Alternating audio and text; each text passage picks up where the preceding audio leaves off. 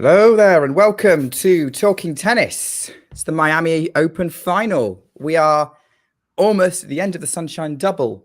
Some are relieved. I'm disappointed, but I am looking forward to this match. Yet another big hitting WTA final in terms of like 3 out of the 4 big events so far.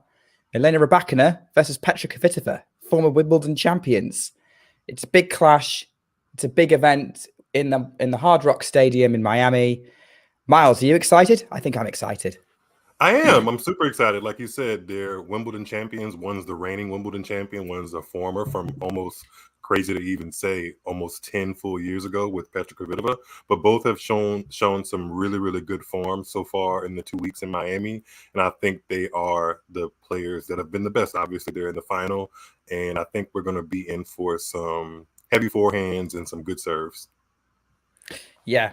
I think so too. I think it's going to be fun to watch. I think they actually played earlier this year, and I remember that being I didn't actually see the match, but a reasonably good contest. So I'm imagining if they're pre-Australian Open. I think it was before the Australian Open. I think it was like the first week of the year. But yeah, Kvitova won that one. And I think let's talk about Kvitova because she's the one that we've least expected to be here. Out of the two, I think most people had Rybakina in the final, if not winning it, then losing to Sabalenka. Petra Kvitova, I don't think was on many people's radar getting here, but I'm pretty pleased for her. Yeah, I'm happy for her. I think she was on my radar to have a solid showing, not necessarily get to the final and compete for the trophy. Some people would have said that her career seems to be a little bit farther away from that, but at the same time, she is a reigning finalist at Cincinnati right before the U.S. Open last year, and that's a big tournament too, another WTA 1000. So she's shown that when she can put it all together and is maybe helped a little bit by the conditions and or the draw around her, she's still as good as anybody out there, compete with the biggest hitters. And I expect her to have a game plan and be able to handle what Rybakina is going to throw at her, especially because I think Rybakina is a little tired, and naturally she should be after what she's done over the past month. Yeah, that's true. I think there were some sketchier moments for Rybakina at points. She's won, she's done well to win, but she's not necessarily been convincingly winning. Actually, do you know what? You will know more than I do because I had to sleep through that match. The Rybakina Pegula semi-final. I didn't see it. It was midnight my time, and I had work the next day. Right. But what was your take on that match? Was Rybakina kind of righting the ship there, or was Pegula not on her game? Like, what's the story of the match? From my perspective, it seemed like Pegula was right in there. In the first set alone, she broke Rybakina 3 times in that set. And anytime you can break one of the leading servers in the WTA that many times and not win the set, I feel like it's a reflection of where your game is kind of teetering and not really coming up to play with the big leagues. And Rybakina has established herself over the past 6 to 8 months as being somebody that deserves to be in the big leagues. And I feel like Pegula made her chances. She just didn't really execute when she had the opportunity. And Rybakina played the best she could in those bigger moments. It was a really tough first set. I forget the score of the second set, but it wasn't a blowout either. It just was Pegula was right there, but in the very clutch moments, Rybakina did what she needed to do. And I believe there's a stat that I've been seeing going around that Rybakina has now hit upwards of 10 aces in her last 5 matches consecutively, and no one's done that since Serena Williams back at 2016 Wimbledon. So she has a weapon. She definitely has a weapon that gets her out of trouble. And if you aren't consolidating the points that you make for yourself, she can always erase break points and get herself out of trouble, you know? Yeah, I agree. And I think she showed that so well against Sabalenka in their final at Indian Wells a couple of weeks ago, where that serve really won her a lot of points. I think her return was also pretty on point. Like, she is very much all about that first strike tennis. Yeah, I'm excited to see that. I mean, how much of this is coming from slight bitterness that your pick of Pegula was wrong?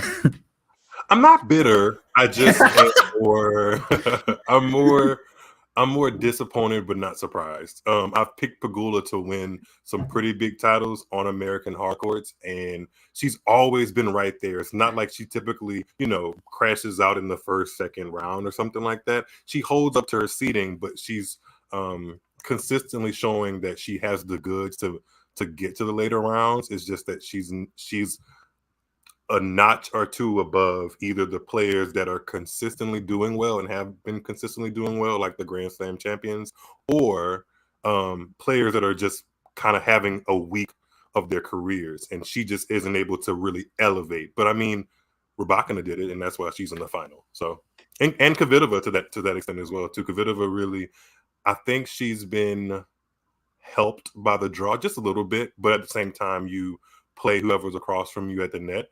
And she's had to fight just like everybody else to get where she is. And her game is typically rangy.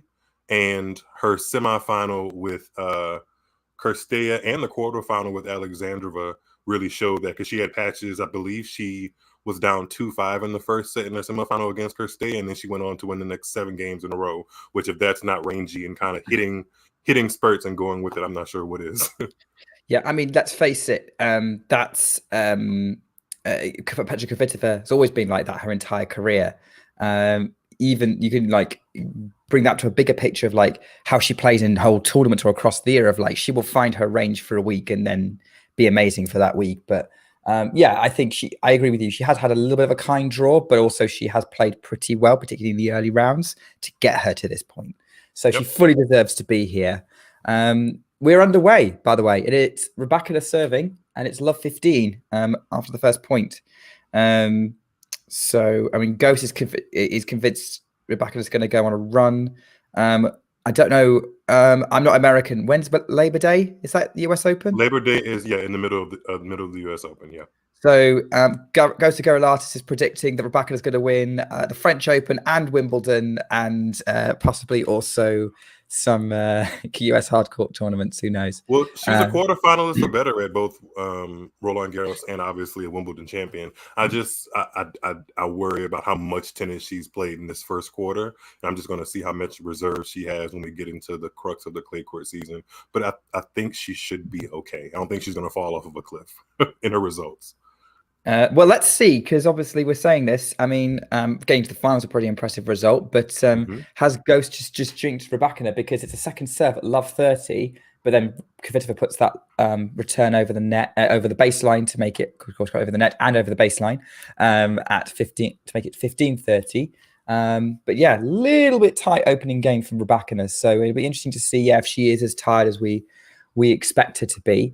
I agree with you though, Roland Garros quarterfinalist, and in some really impressive circumstances as well, beating Serena Williams in that. So I think yeah, I would expect her to be a contender pretty much everywhere it goes. As we're complimenting her, she's double faulted and it's 15-40.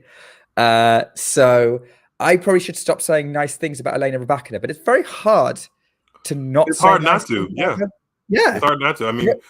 For somebody that has won, I mean, we've gone from July to now. She's won Wimbledon, she's finalist of Australia, and won Indian Wells. Those are 3 of the 4. If you throw in maybe the WTA finals, which she unfortunately couldn't get to because of no ranking points at Wimbledon, she's been in the final or won some of the biggest events on tour. So yeah, she's done a lot of things right. So naturally, I feel like if she hits a wall, it would just kind of be, one of those things that just unfortunately happens as an athlete. Yeah, and every athlete hits that wall sometimes. Although she saved those 2 break points, first one with an unreturnable serve, and the second one with a really good serve that Kvitova had to go back really short. So Rybakina finished at the net. So good play to save those opening break points. Yeah, okay. Ghost is supporting Elena. Yeah, I mean, I don't really mind who wins. It'll be a great story either way, I think.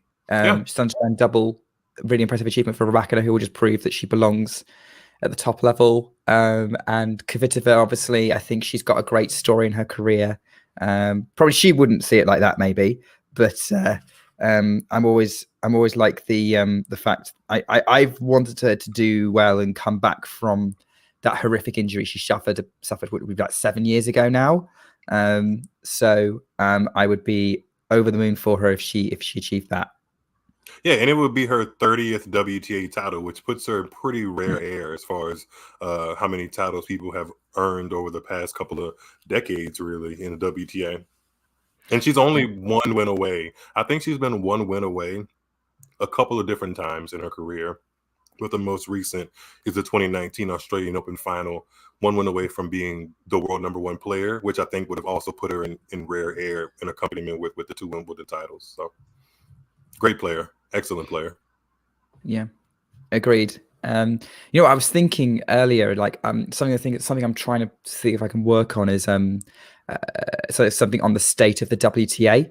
And sort of like in terms of like the players we've got, what kind of status they're at. And I think we're in a really weird position. We've got 2 players on WTA who are both major champions, who were champions a decade ago, or nearly in Kvitova's case, getting pretty close. But yet you wouldn't be massively surprised if they won another one, which is unusual for someone who's still going in tennis, but it's been that long since they won a major title. I'm not saying that they're likely to do it, Azarenka and Kvitova, but I would say that you wouldn't be massively surprised if it did happen. Both have been in the semifinals or better of a major in this decade in 2020. Kvitova got to the semis of Roland Garros in 2020, which a lot of people forget about. She lost to Kenin, I believe. Yep, it's Kenin, Sophia Kenin. And then Azarenka just got to the semifinals of Australia this year, a place she's really comfortable at. So I think they both are, in a way, they are pillars, not even in a way. I think they both are pillars of what the WTA looked like in the 2010s and going forward. But it's a testament to just how good their game is that they've been able to be competitive in multiple different eras. Because I don't even think Rybakina was a professional when, or had turned professional by the time Kvitova had won her first Wimbledon title. So it's I really mean, probably not like Rybakina was born in 1999, so she'd have been 15. So she would have been on the cusp of professional. Yeah, I'd have to have a look at her WTA page and see when she started playing ITFs. But yeah, you're probably right there. It's 40 love on Kvitova's serve. She seems to be holding a lot more comfortably than Rybakina at the minute. But like, I say seems because she's not won the point yet. So let's give her a chance to do that. To finish the point, she serves out wide on a second serve. Rybakina a really short return, and Kvitova goes back behind, holds to love, and that's the second game of the match done, 1-1, and it's already back on the Rybakina serve. Kvitova, very much more the positive start of the two. Yeah, I think her ground strokes have been timed really, really well. And I tweeted out earlier this week that there's very few shots, and I have to say this, I'm a little bit I'm not bipartisan at all because I'm a lefty myself, and I've watched Kvitova for so many years now. There's very few shots that look as powerful and piercing, but also look like they feel good to hit than a Kvitova forehand or backhand cross court to that matter. I think her forehand down the line has gotten incrementally better and better over the years, but it's kind of funny that I really rate Kvitova's backhand cross court well, and I rate Rybakina's forehand cross court really well. Both of them, when timed well, can really break open a rally.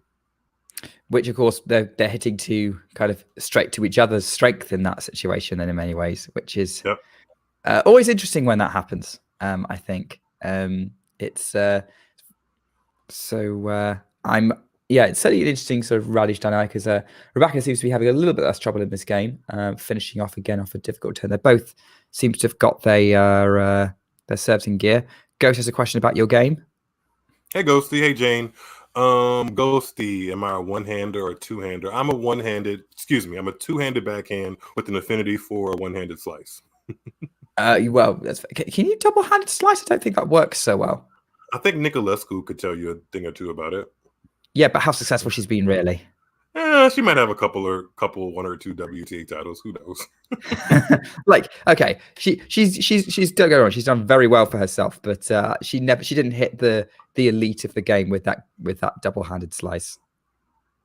Yeah, Dangerous player. I think there's other people who have kind of done some two-handed trickery. Bartoli kind of in her day. I actually don't remember too many times that Bartoli actually took the other hand off the racket. Yeah, she was double-handed everything, wasn't she? Yeah. Rybakina, unreturnable serve for 30 all. So this game's getting a little bit tricky for her at the minute. Ghosty, you have put some comments on, but I will probably highlight those during the change events, just for like a wider discussion. But yeah, so okay, I can see why you have an affinity for the Kvitova game, and like I think you've said something before when we've talked in the past, which is always just an absolute breeze. So I was very happy to find I was on comms with you today, Miles. Well, thanks, anyway, Nick. Yeah. What's the point of working with somebody who can't be nice to them? As unreturnable serve from Rybakina to hold to 30, 2-1. So Ghosty has some views on the WTA. So we'll do the first one he did. He wants to talk about Sabalenka, who was surprisingly not here. Is the old serve back? No, I think it's just going to rear its ugly head every now and again, but I don't think it's back permanently. Miles, what do you think? And also, what did you think of that Sabalenka-Cîrstea match? Because I didn't think Sabalenka was playing well, but then I read another take saying Cîrstea wasn't letting her play well. I think it was that spot on, actually. I think Cîrstea has really hit a golden patch in her game, and with her new partnership with Thomas Johansson, yeah. Thomas Johansson, there we go. I knew it was somewhere in the surprise Australian Open winner of 2002. Yep, I think that was the match or the final was between Johansson and Clement. No, it was Safin. It was Safin. Yes, that's why it was surprising, because Safin, I think Safin was unseeded in that tournament. Look at us back down memory lane. What was the original question? I lost my train of thought. It was about is Sabalenka's serve back? Yes, I don't think when you have a season like she had in 2022, I don't think you necessarily ever forget it, but I do think you do, and she has done her best with the biomechanic coach to try to implement things in her rhythm of her serve to try to distance herself from how bad it was in 2022. But unfortunately, when you are stressed sometimes, which obviously everybody can relate to on a tennis court, especially in big moments, sometimes those old habits just kind of creep back in. So I don't think she's ever going to rid herself of the proximity to double faults, similar to Sharapova, because Sharapova went through patches in her career where the double faults were really occurring in high numbers, even double digits sometimes, but she still would win matches because she had other things to rely on in her game. And I think that's where Sabalenka is. And I also think that the loss to Cîrstea is also a little bit of Sabalenka hitting a wall just as an athlete, because she's played a lot of tennis this first quarter of the year. Almost every time she's hit the court, she's winning 3, 4, 5 matches in a row. And I think with the way that she plays, how she throws everything into the ball and it's so intense, that can kind of catch up to you. So I think it was a mixture of her not having a good day and Cîrstea having one of the best 2 weeks of her life, or of her recent career. I mean, I'd say it goes back even further, because like she did pretty well at the Australian Open as well, and I think she got 4th round there. Or was that last year? Maybe not. No, wrong year. I was looking her stats up before, because I have a massive prediction spreadsheet for all the slams, which is based on results collated through the year, but very strategically noted based on patterns I've recognized from previous winners. Oh wow! So I've added Cîrstea in because semi-finalist in Miami makes her a one to watch for Wimbledon and the US Open. Not necessarily to win it, but she'll be on the list. To be a dangerous floater. If she won't be seeded by that time, she should be somebody dangerous that you would want to see in the opening couple of rounds. Yeah, exactly. So this is like, you have to create a long list to work out your short list, right? So but Cîrstea will definitely be dangerous. And like we saw her at Wimbledon last year, 3rd round, lost to an on fire Emma Raducanu. Not last year, 21. On fire Emma Raducanu in the 3rd round. So I think, I'm surprised she's not got further than the 3rd round at Wimbledon, to be honest. So answering Ghosty's question, depends what you mean by run. I think you could see her making consistent results and getting seeded, maybe even top 20. But we have to see, because Cîrstea's shown, like, we need to see how she does on clay. which she could do all right on. She's I think, was it Rome she was the finalist in, or was that Canada? She's a Masters 1000 finalist. Yeah, she got to the 2013 Canada final in Toronto, lost to Serena. That was at that point, that was the best week of her career, because I think her best result at a slam is a quarterfinal at Roland Garros way back in 2009.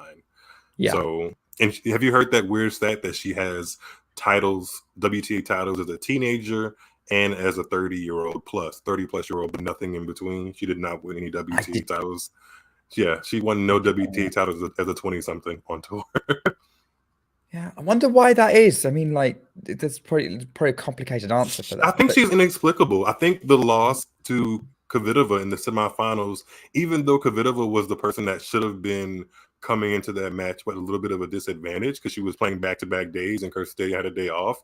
I don't think Cîrstea is the best at like mentally staying in matches and kind of creating a fight for it. Whereas Kvitova, she's the queen of like coming back either in a set or from down a set. Her career has been kind of, especially the last couple of years, I think she was like the 3-set queen or something like that. And whereas Cîrstea doesn't give me that she has a lot of fight to kind of figure things out for herself on court when things are a little bit derailed. Let's focus on the match, because Petra Kvitova has gone from 40-15 to deuce. A little bit of a limp error there from Kvitova. So let's see what happens. Big serve out wide. Rybakina scrambles it back into court. Kvitova's got all the time in the world. Finished it with a forehand cross court. Rybakina just wrong foots Rybakina, goes the other direction when she sees which way she's moving. But yeah, had all the time and the options in the world to set herself up with advantage, try and get herself to 2-all, because I was literally about to comment about like Kvitova's doing pretty well and then just let Rybakina catch up a little bit. Although one of those was also due to another epic Rybakina return. So on the forehand, so I can't be too harsh on her. Can be harsh on her for that serve because we're a little bit low into the net on a first serve. And she's getting into the ball. Second serve coming up. Serves out wide, backhand Rybakina, backhand back behind Rybakina from Kvitova, and Rybakina puts it into the net again. Kvitova doing very well to wrong foot Rybakina in these points, but gets it to 2-all. So rescues herself from that situation. She just seems very at peace. I'm just looking at Kvitova's face while she finishes up that service game. I think she just looks equally as at peace and ready to kind of go the distance as she can. Because I think she knows this is a good opportunity for her, honestly. She doesn't need the prize money, but prize money, points, recognition, all of those things is a great opportunity for her. Yeah, I mean, we ended up discussing our space around people who should be in the top 10, and I mentioned, I could throw Kvitova's name in there. If she wins this title, she's back in the top 10. Which I think it's not a surprise to me. It might be a surprise to some, but again, with that sort of her, when she has the best week of her life, and if it's a big enough tournament, yeah, her potential is very much still top 10. It just doesn't happen often enough. I think it's under the umbrella of surprising, just when you think about the fact that she hasn't been to a Grand Slam final in a couple of years, and her level just consistently kind of ebbs and flows. And I feel like most of the players in the top 10 have a knack for much extended ways of playing. Like they can play better over the course of 2 to 3 months, whereas Kvitova has typically been like a 3-week, 4-week, and then after that she kind of just wins a match here, wins a match there. So surprising, but not too surprising, I guess. That's fair enough. I think Ghostie's winding you up here. Surely he's not talking about that, Angie, is he? Angie was just on my podcast. We did a conversation about her insights on the grounds at the Miami Open and just our overall predictions for the Miami Open. But she's been there a couple different times at the new Hard Rock Stadium, and she loves it. And I feel like a lot of people should go listen to that and then try to feel some of the vibe of Miami Open, because it's gotten a lot of flack over a couple of years with the new move to the Hard Rock Stadium. I mean, from a television viewer's perspective, the setup doesn't appeal to me. But if you're saying it's a good visit, then I'd have to consider it, and definitely go check out Tuned to Tennis. So this is not Angie Kerber we're talking about. No, not Angie Kerber. No, that's why I was confused, because I haven't listened to your podcast yet, and I was like, Miles, why, like, of all the people to interview Angie Kerber, you would be the one who'd least want to do it. I mean, as much as she is not my personal favorite tennis player to watch, I would absolutely, I would love the opportunity to interview her and ask her some questions, especially right now where she is in her career. But yeah, she's not up on my favorite, like, WTA favorite players of all time. I don't think she's ever actually been on like a WTA video game. So yeah, she's not my favorite. Just to check, Miles, am I freezing for you, or am I, how's my connection? Intermittently, not too bad. Okay. What about me? Am I okay? Yeah. So I can hear you, but like your screen's freezing. So I'm just trying to work out which one of us it is. But hopefully it's not too disruptive for those of you watching. The YouTube stream will tell us the truth.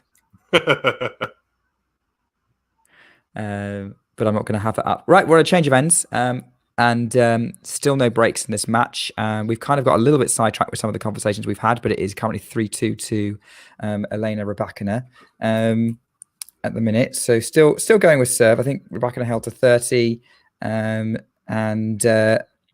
think we haven't, like, there's not been a whole lot of like dramatic rallies or anything in this match so far. I think both players have kind of been getting on with it, and they're bringing a decent level. It's been a good final so far, even if we haven't described much of it yet. That's probably because it's probably been what we expected. I mean, 1-2 punches, maybe a 3 or 4 ball rally. It's right in their sweet spot, so it hasn't been anything too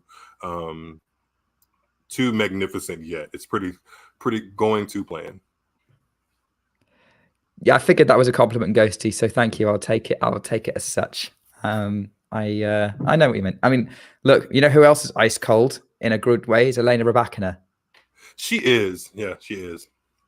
It's growing on me. I just think I think her personality suits a group of tennis players at the top instead of just like her being the sole face of the WTA, if that makes any sense.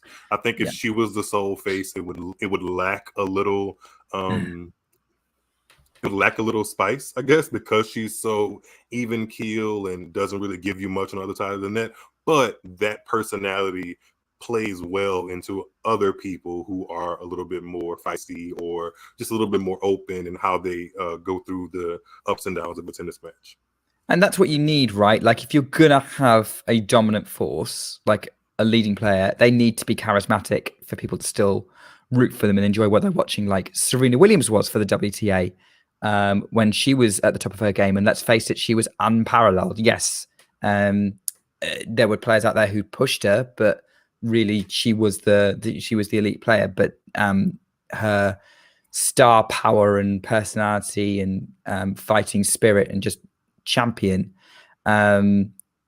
just your champion's mentality was awesome to watch, and even in interviews. So she was an excellent ambassador for the game.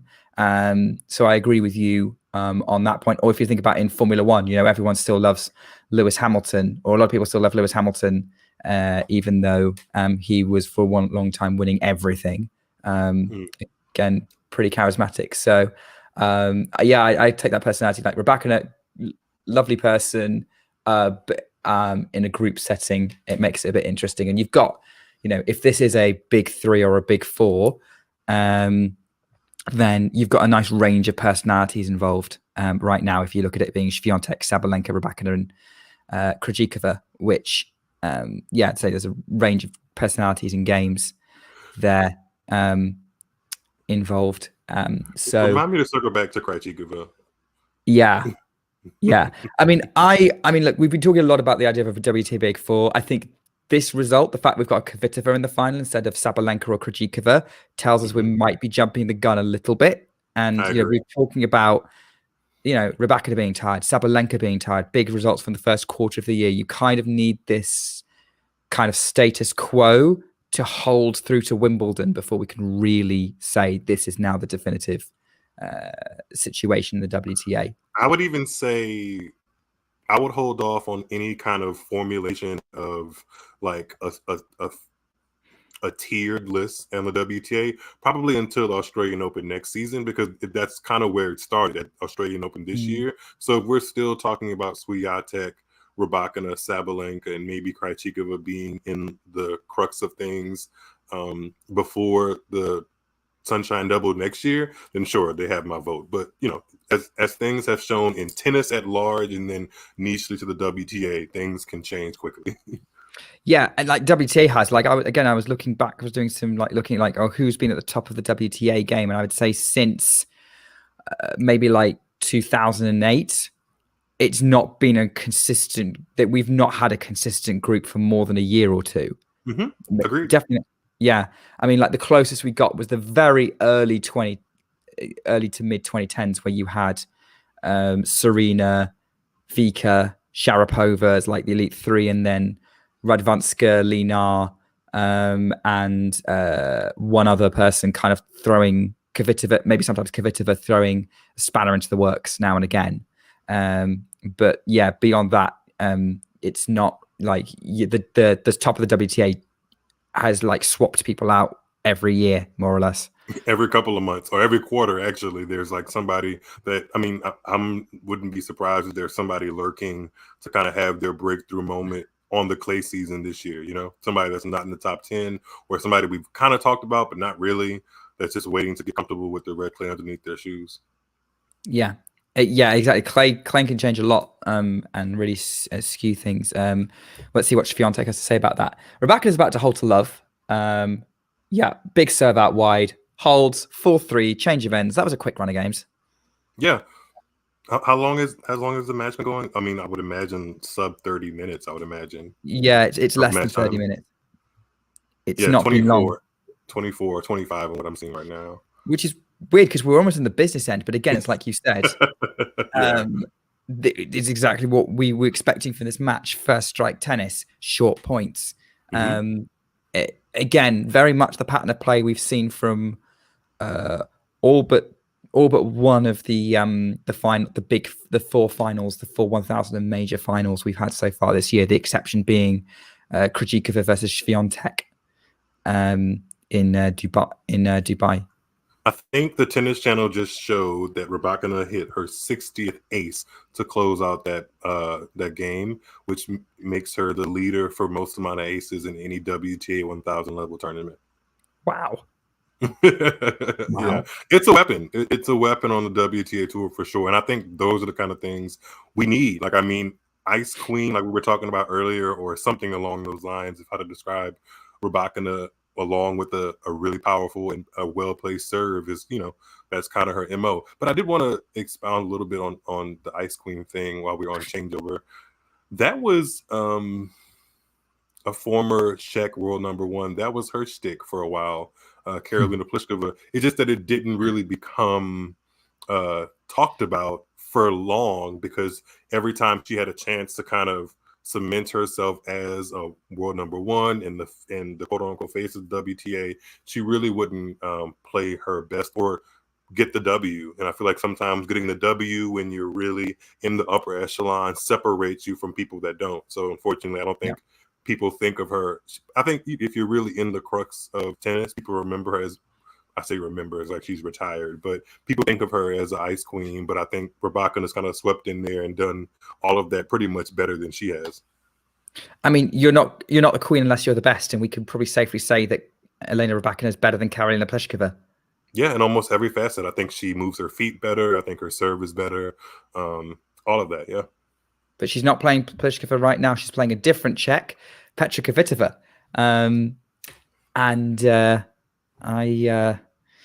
Okay. What are our tennis nicknames? I don't have one. I don't play often enough or with a consistent group of people. If I did, it would probably be the loser, because I have lost more tennis matches than I have won in my lifetime. I'm sure mine has something like with big in front of it or something. I don't know. Sometimes they call Sabalenka Big Lenka. They call me Big Miles. I don't know, something like that. Miles. Yeah, well, of course, if you're Petra Kvitova style game, you're going for the big game, right? Big hitting. Yeah. More big hitting going on. It's got a little bit of a rally going on at the minute, kind of trading points. Although Kvitova's forehand's a little bit short. Rybakina's trying to attack with the backhand, puts it into the net. 40 love, Petra Kvitova. I didn't realize this nicknames were kind of standard if you play tennis. Clearly, I don't play it with the right group of people. Or with any group of people. Is there a thing? Is there like ever a conversation for women to be serve bots in tennis? How do you mean? What? Sorry, what is there? What's the convention of women being a serve bot? Oh, huge return win from Elena Rybakina for 40-15. Because I feel like maybe just the way I'm looking at the match, I feel like this is all jokes, but they may have had a conversation before the match, like, okay, let's go out here and do our best to get to a tiebreaker, and then we can really start competing. And I feel like that's what serve bot against serve bot they typically do. They may try and fight at 4-all for a break, but once it gets to like 3-all, they're like, okay, let's just get to the tiebreaker. Yeah, unreturnable serve for Rybakina, for Kvitova, and evens the score out at 4-all. Yeah, probably. I think I wouldn't be surprised. Look, they both want you. If you've got a big serve, you want to use it, right? Mm-hmm. So I think no one's going to begrudge anything of it, other than the returner may want an easy a chance to point every now and again, and we might want a little bit more of a contest and a rally. But I don't think like serve bossing in the WTA is anything massively new. If you look at sort of the big power tennis that Williams sisters ushered in and then Sharapova continued with, in particular, and it's not something I think we should be surprised by in big finals.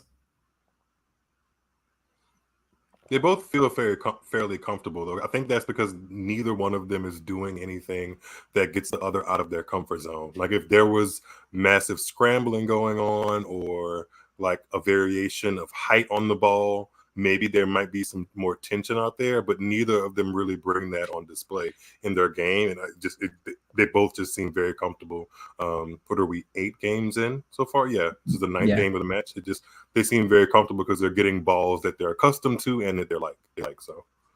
Yeah, I think Rybakina was very comfortable at the very start of the match, but she's found herself a rhythm now, as we are, as you say, in the 9th game. So we're nearing the end of the first set. But yeah, I agree. They both seem to have found a rhythm, and it's going to be the one, either one of them's going to lose their rhythm, which happens, or one of them is going to find a way to break the rhythm. It'll be interesting to see exactly how that plays out.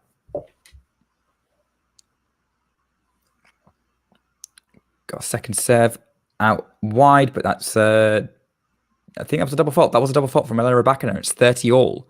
4-all, 30-all. Big point. A bit of a window, yeah. Big point. Yeah, I was looking at it going, the double fault graphic took ages to go across the screen. I was like, surely that was a double fault. Surely that was a double fault. I didn't want to call it because I've made stupid mistakes before. But they're into a rally now. Inside out forehand from Rybakina, cross court forehand from Kvitova, backhand cross court. They're trading cross court the minute, backhand to the forehand. Now they're switching round to the other way around, and then Rybakina has to scramble a backhand up the line from Kvitova, and it goes into the net. And Kvitova has a break point at 30-40. Yeah, that was a nice backhand up the line from Petra. Yeah, the forehand, the righty forehand to a lefty backhand rally is probably one of my favorites in tennis. Part of the reason why Nadal and Federer were so dynamic. Oh, that's not a good serve. Kind of dribbles off the top of the net and back in his side. Kvitova is seeing her opportunity on this second serve. Again, Rybakina goes out wide, cross-court, bullet of a forehand from Kvitova on the return, then has to scramble a backhand, sort of slice, then attack with a forehand, backhand Rybakina, over the baseline. It is out. Petra Kvitova has broken, and she will serve for the first set after this change of ends in the Miami Open final. 9th game. We talked it up. Yeah. That was some clutch opportunity opening and making for Kvitova.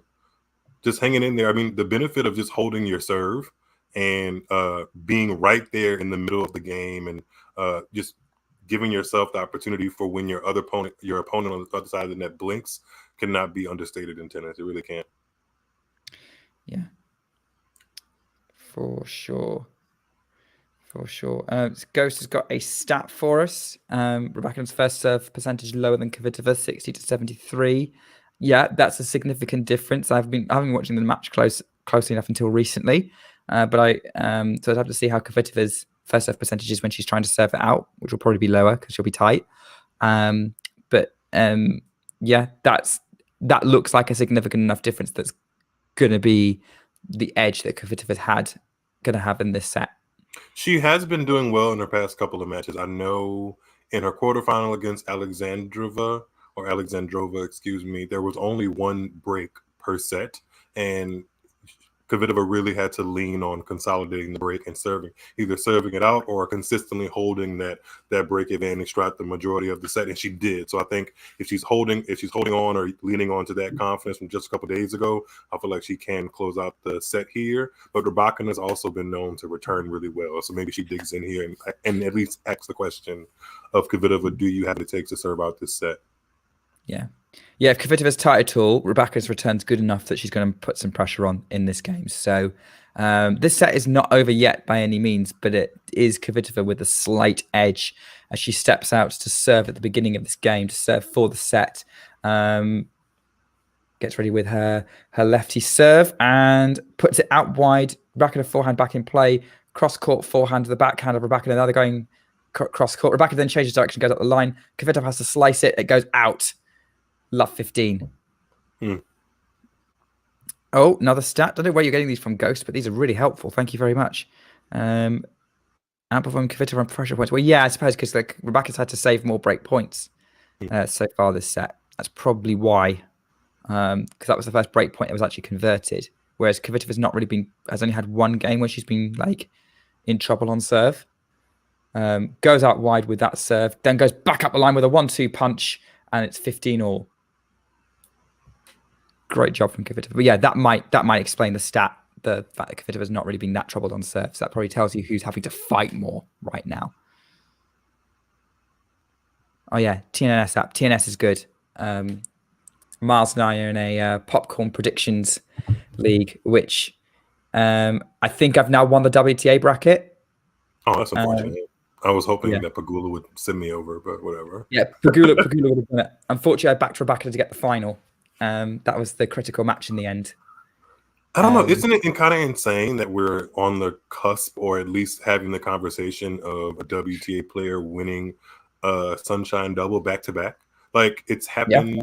Azarenka did it in 2016, 2022 for Swiatek, and then potentially 2023 for Rybakina. Like, that's really good. that's some. I mean, Azarenka didn't really take that momentum into further Grand Slam success, unfortunately, but Swiatek sure did. So maybe Rybakina, if she goes on and wins this match, takes the title, maybe she'll gain some more success and know that she can, trust her game to get to the highest level for an entire 4-week period. It takes a lot of confidence in your game. That is very true. I mean, if you look before Swiatek won it last year, only 3 women total had done the Sunshine Double, which I believe was Graf, Clijsters, and Azarenka. Yep. Serena obviously didn't give herself the opportunity to do it because she was boycotting Indian Wells for really valid reasons. But yeah, I think. We've got a break point. I'll finish my point in a minute, but we've got a break point opportunity for Rybakina. Kvitova goes up the sort of body serve. Rybakina still gets it back in the court, and the Kvitova forehand is long, and we're back on serve at 5-all. Wow. So big drama here. Big drama. That was an interesting one. Again, that was definitely the Rybakina return helping her out there in that last game. And a couple loose points from Kvitova, unfortunately. But I mean, this will be the biggest title in a couple of years for her, honestly. So maybe she's thinking about that. Since 2018, right? I think 2018 she won Madrid Open, which was the WTA 1000 level. So yeah, they're showing wide angles of the court, and it's really, really well attended. I mean, some Twitter trolls would like to tell you that Miami doesn't have much of a good vibe about it, but apparently the people in the stands and in the stadium would beg to differ, because it's a really good turnout. Ghost is asking who the audience is supporting, but I don't think either of us have audio in our feeds either. I do. I just have it really, really low. Oh, who's getting the bigger cheers? It's that low where I can't hear. Okay. And I'd rather not hear some of the tennis show commentary, but I didn't say that. Yeah. Oh, yeah. You don't want to influence it, right? But yeah, it's 15 love. Yeah, that the incident you're referring to, Ghost, that was 2016, I believe. Into the 2016 season. I remember coming back in 17 and pretty much winning out the gate. I think it was Birmingham. Her Birmingham, UK. first slam back, which is really, really like amazing timing. Really, the 2017 French Open was where she played, and then she went on the grass court run. Yeah. Wow. Yeah. Yeah. Birmingham's actually not that far from me, like where I live. So it takes me about 40 minutes to an hour to drive there from where I live. So I went last year. I'm going to go again this year. Oh, good. Good. Well, last year I went on the semi-finals day, which was washed out. So they refunded me, or rather they gave me credit for it. Like, oh, you can buy a ticket for any UK-based tournament other than Wimbledon with the credit we give you. So not a bad deal. No, and I due to say I was thinking of going Nottingham, but decided on Birmingham because it looked like they generally get some better players there, and it's an interesting one. Rybakina's held to love, by the way, so it's 6-5. So I'll update the banner. But yeah, that's here's a question, because I think this is relevant to what you were saying about Miami being unpopular. Cut either Miami or Cincinnati. Which one do you relate to? Yeah, it's interesting because like I did a Twitter and Reddit conversation around, which tournaments would everyone want to visit, and like Miami and Cincinnati were not high up many people's lists. I think Miami came up more often, but I don't think they would be massively. I definitely don't think Cincinnati would be massively missed.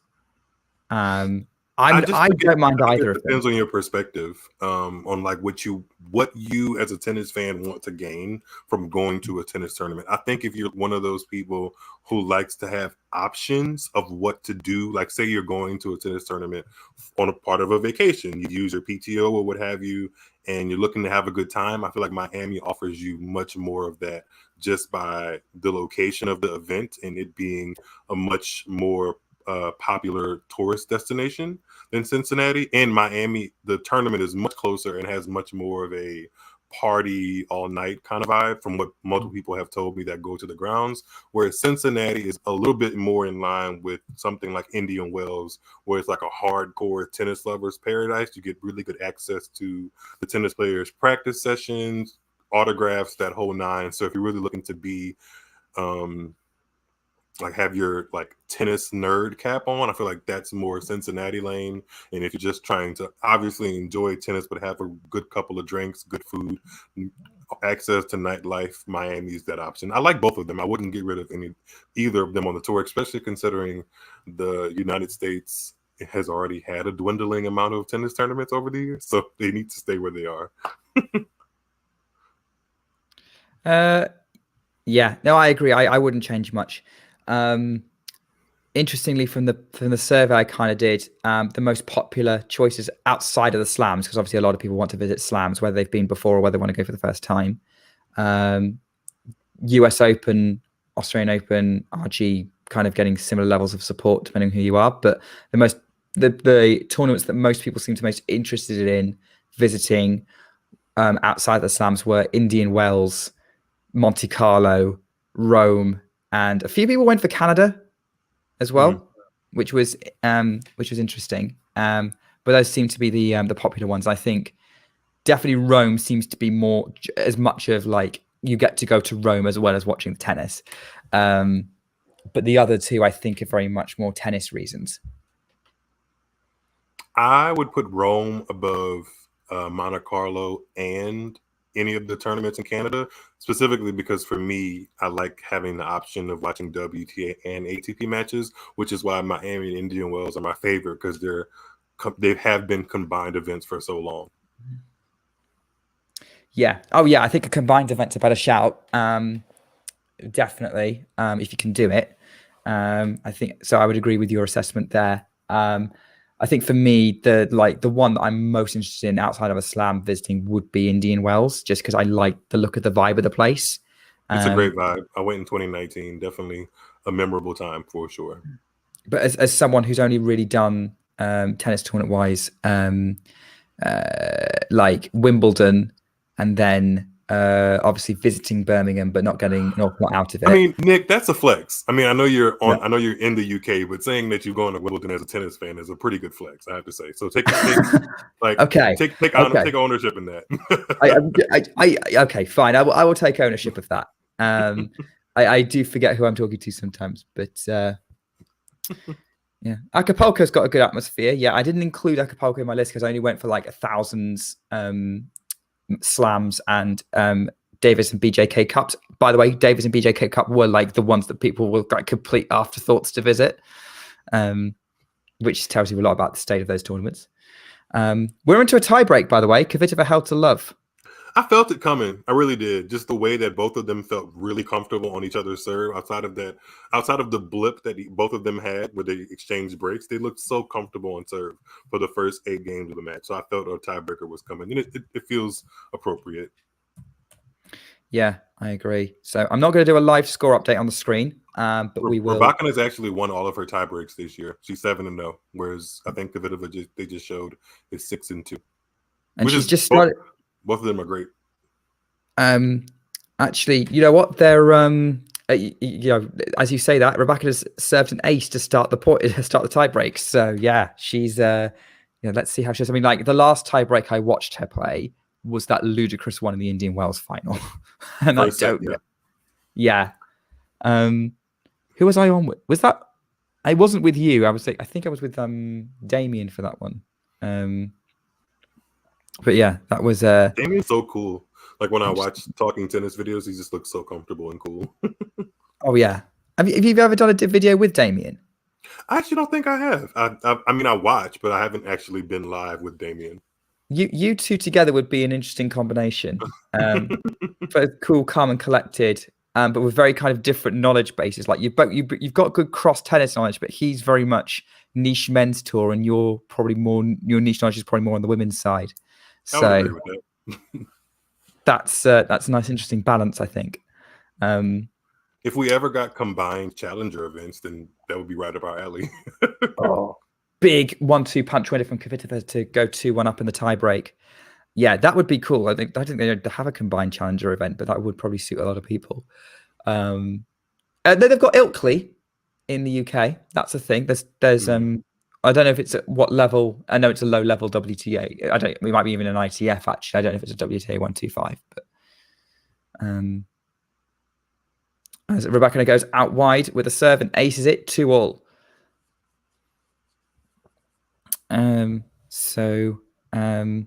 That's a question. Ghost, to answer your question, how far was Wimbledon from where I live? 2 hours on the train. But that's 2 hours to London from where I live. Then I've got to navigate the tube.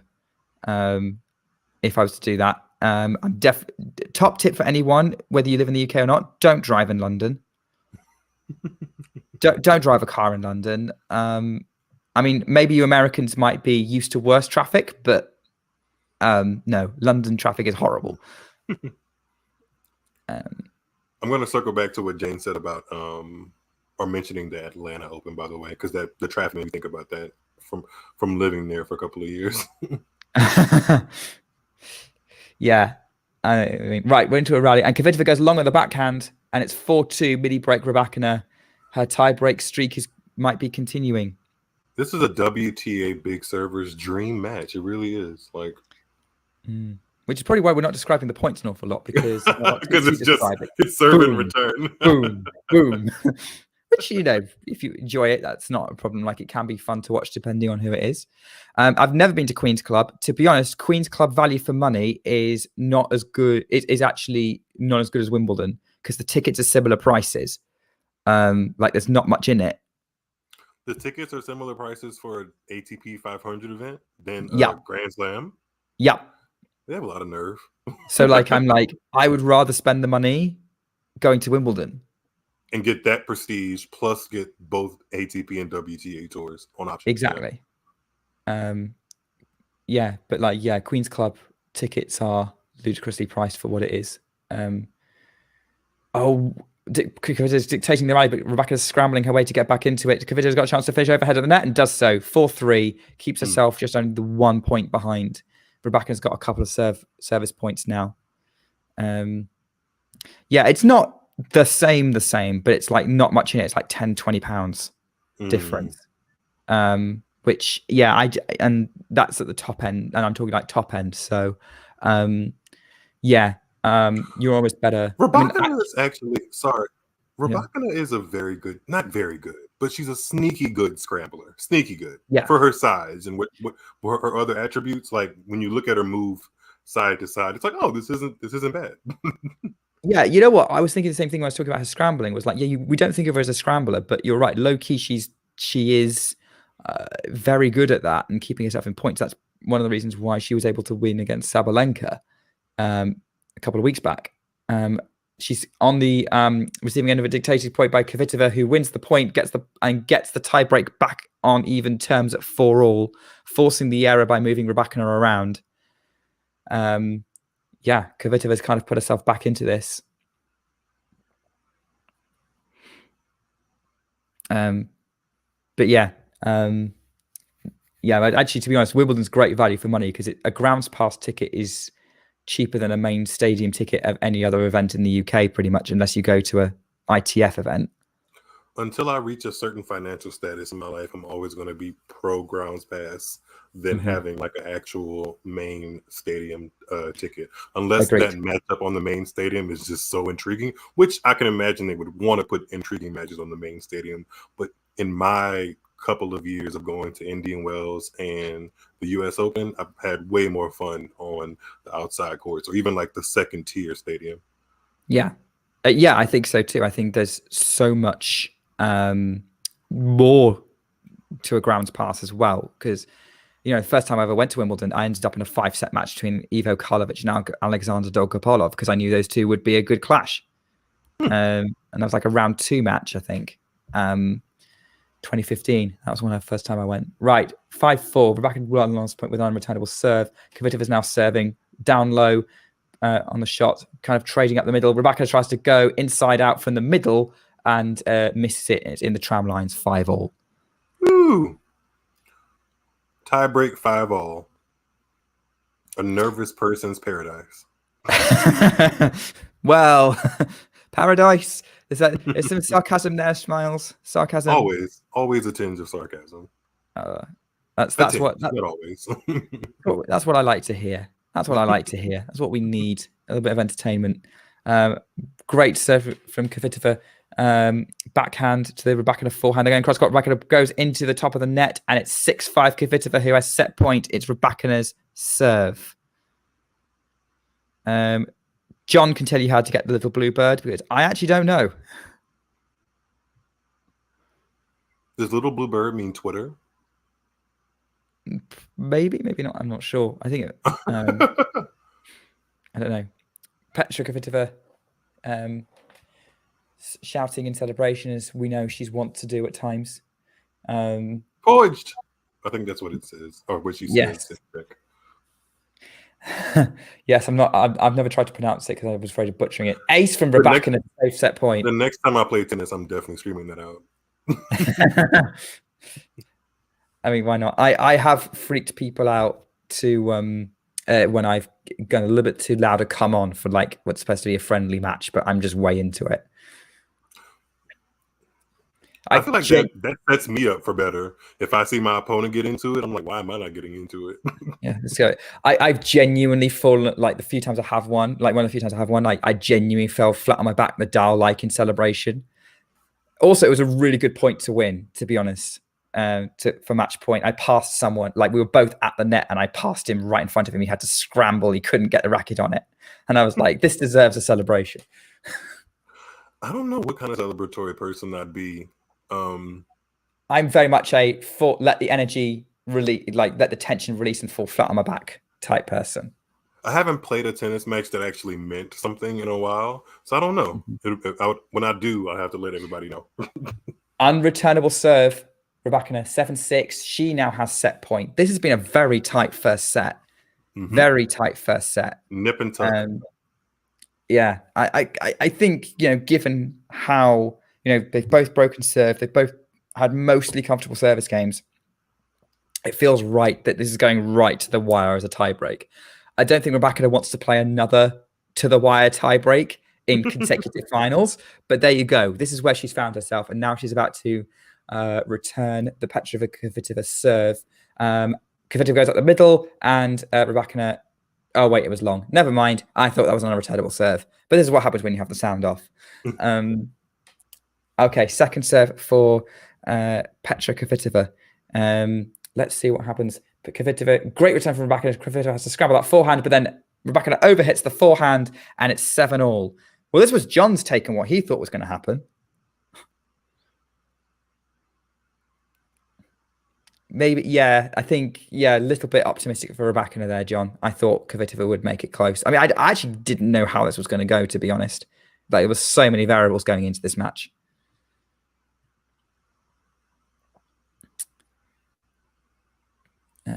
Right, 7-all. 7-all. Here we go. Kvitova serves out wide. Rybakina puts it in, returns to the net, and Kvitova again doubled over. Poached. Let's go. 8-7. Yeah. Czech speakers, I do apologize. Yeah, we're probably butchering it. Sorry. Yeah. I have one of my mom's best friends is Czech. Can't stand tennis, so she's not watching. But maybe I could get her to correct my pronunciation. Right. Set point for Kvitova. Her second one of this tiebreak. 8-7. Rybakina serving. Rybakina goes out wide, misses. Second serve. Yeah. High tension. High tension here right now. Second serve on a set point down. Forehand return Kvitova to the backhand, who goes up the middle. Kvitova, almost hit the net. Kvitova then slices. They're kind of going really short with their points. They're both really tentative, not wanting to go for too much. They're just sort of rallying right now. No one's challenging up. They're going cross court. And then Rybakina backhand, it looked long, and I think a lot of people were confused because the TV camera angle changed. Kvitova thought it might be long, kind of stopped, and then Rybakina came in and finished with a forehand at the net. And it's 8-all, but it was difficult to tell because the camera angle changed. Because I think the director thought Rybakina's backhand was out, and it wasn't. And Rybakina finished the point. Yeah, no, Kvitova obviously also thought it looked out, but it just clipped the line. Yeah, Kvitova definitely didn't lean in some of those forehands like she could have. She was definitely tentative. That ball did look out. It did look very out. I think the cameraman went straight to Kvitova to see her reaction after winning that first set because the ball looked so out. Yeah, it was really, and that's the trouble with the overhead camera angle. Mm-hmm. Sometimes it's difficult to tell, but they're kind of running again. Again, it's a very tentative rally. They're going kind of deep, but again, they're going up the middle. And then Kvitova puts the forehand into the net, and it's 9-8 to Rybakina, but it's on the Kvitova serve. So it's now Rybakina's second set point, the fourth set point total of the tiebreak. Yeah, look, this is another ridiculously tight tiebreak, but at least it's a different kind of tight to that Sabalenka-Rybakina tiebreak in Indian Wells, where neither of them were able to serve it out, whereas at least this one, they're kind of holding serve. Yeah, and it wasn't cluttered with double faults. And we had a 15-point longest rally of the match in the tiebreak. Yeah. All right, here we go. Second set point for Elena Rybakina, trying to return the Kvitova serve. Let's see if she can get cemented advantage. Kvitova puts her first serve into the net. So now it's her turn to have a second point while set point down. Rybakina gets ready to go. She's kind of strapped on her shoulders and down her back. Kvitova gets ready to serve, goes out wide. Rybakina scrambles the backhand into play. Kvitova finishes by going back behind Rybakina with the forehand. Literally, Rybakina just kept running, and Kvitova just hit the ball to where Rybakina was. And it's 9-all, and they're changing ends. Tight. Very tight.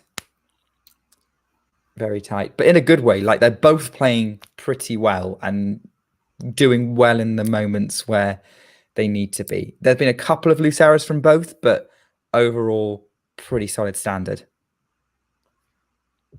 I don't think Rybakina's coach loves this kind of energy. Or maybe he does, because I feel like he's one of those coaches that could not wait for there to be coaching from the stands, because he's literally been the leader of doing that, or at least the most vocal.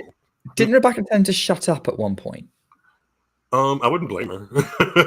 I saw on Twitter she told him to shut up during one of her matches. I think she was giving it to her. She was giving it to her box during the Pegula match. Yeah. Unreturnable serve for Kvitova, 10-9. Set point number 3 for the Czech. Rybakina now has to remain clutch in this situation. But that was a really good serve from Kvitova, very heavy. Rybakina couldn't really pick it up. Right. What's the Czech got? Can she finish off this set? Or can Rybakina extend this tiebreak? Rybakina goes out wide and misses the first serve.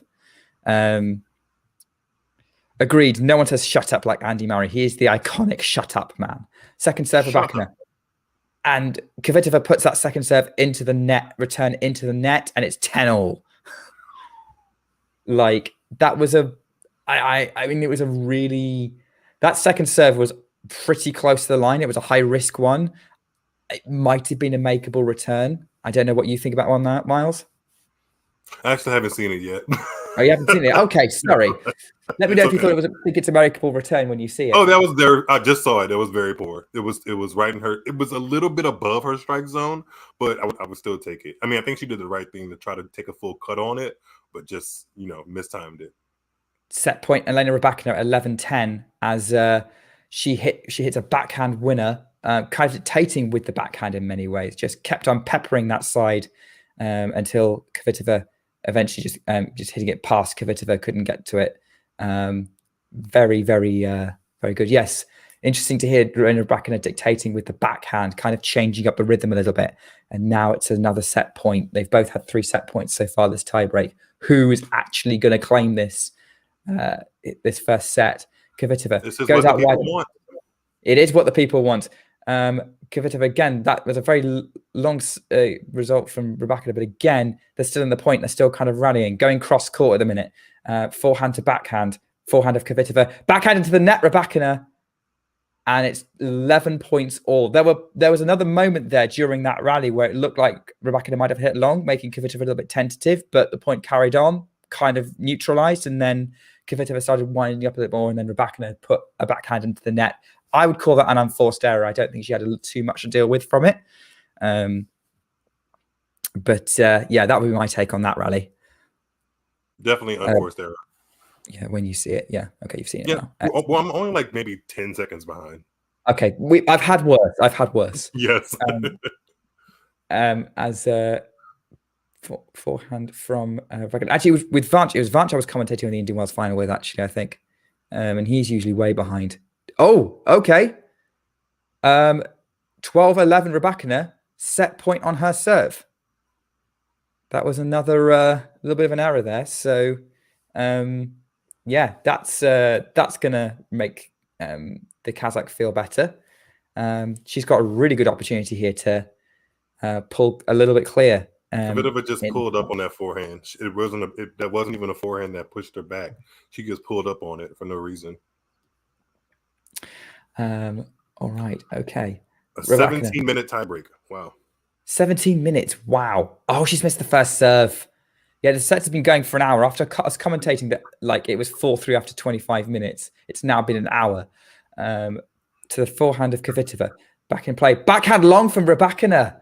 And it's 12-all. And they've got to swap sides. That was, yeah. I mean, there was a good forehand return from Kvitova.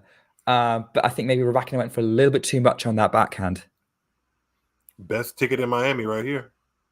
Yeah, for sure. Like, the crowd's getting their money's worth. It's another monster tiebreak. And it's very hard to tell who's going to crack. Like, in the first set tiebreak, that in Indian Wells, you got the sense that Rybakina was probably I did feel like the right person won that tiebreak. Rybakina did feel a little bit more solid in it, but this one is way too close to call. It's going to be right point, right time, whoever wins it. Fascinatingly poised as Elena Rybakina comes out to serve, goes up the middle, ace. She's having a lot more luck when she goes up the middle than when she goes out wide. The out wide one seems a little bit more risky. She's missing that one. It's another set point for Rybakina. She's on her 5th one. Her ball toss is pretty consistent too, so maybe Kvitova's not reading it like she could or should. Let's not go straight for Is Number Who yet, Ghost. But I can see why you made the comparison. All right. Kvitova's going to serve. Yes, Donnie, I'm massively enjoying this match as well.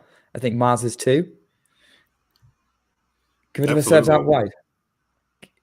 Short return from Rybakina. Kvitova finishes it at the net. That was a risky forehand that could have gone long, but she kept it inside the baseline. It's 13 points all. Yeah. 13 is actually one of my favorite numbers. I was born on the 13th, so let's see what happens here. Okay, no pressure. This next point has to be incredible for Miles. Yeah, but it's definitely, I'm glad you're enjoying it too. Definitely worth watching. What's Kvitova got? She goes out wide. Rybakina loops up the return and goes way long, and now Kvitova has her fourth, I think, set point of the contest. Yes, fourth set point of the contest. And it's 14-13. John plugging that, yes, at some point on this live, he got to interview Tony Nadal, which is a massive scoop for the panel. Yeah. To keep an eye out for that. Rybakina, off the top of the net and over the service line. Second serve on set point. Where's this one going to go? Goes out wide. It goes kind of body. Kvitova returns with a forehand. Now you're kind of going to she's peppering the backhand side of Rybakina, but then goes long on the forehand. No, it's still in the court. Now she's really attacking with the forehand, dictating, trying to change direction. Rybakina's still reaching it though. Not enough on that last one. They're kind of rallying cross court. Oh, Rybakina accelerates to the forehand. Kvitova can't pick it up. Doesn't know going in near the net, and it's 14 points all. Kvitova could have had that and didn't put enough on that inside out forehand to try and finish it. Oh, my favorite lefty check. Ugh.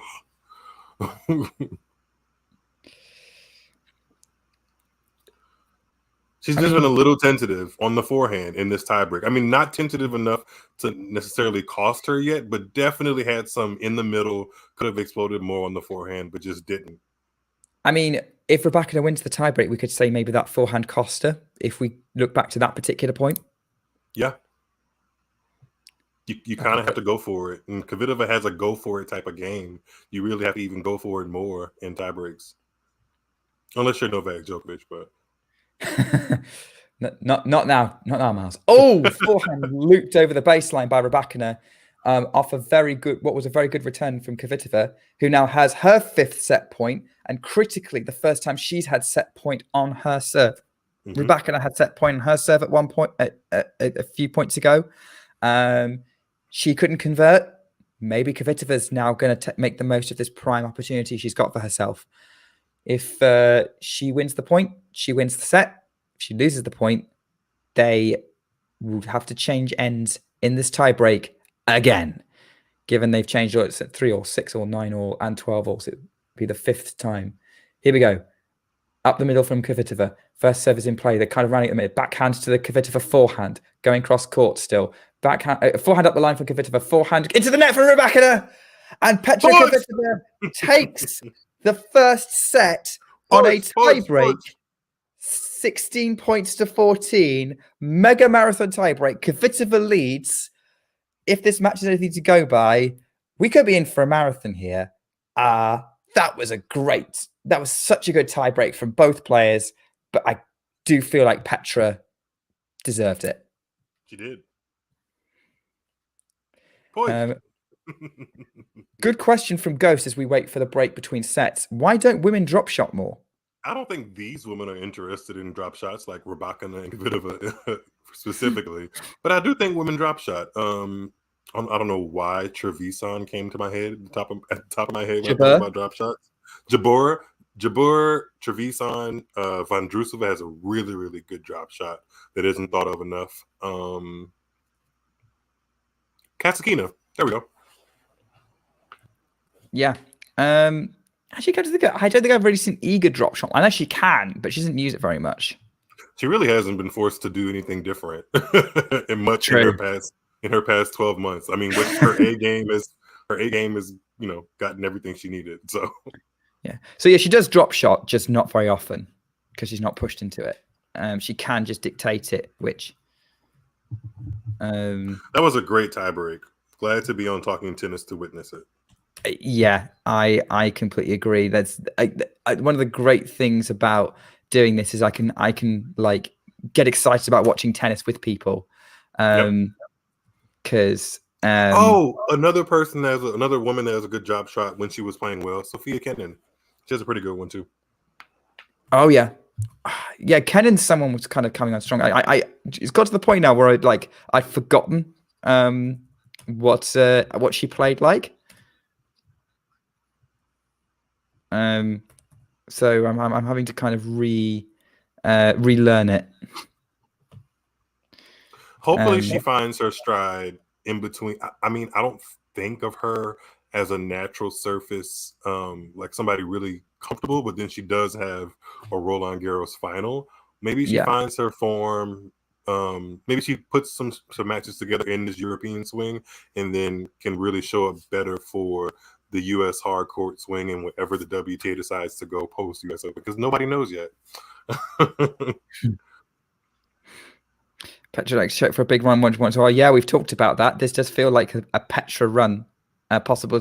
I thought like watching Kvitova through this tournament, even before she got to the final, this feels like it could be a Petra run.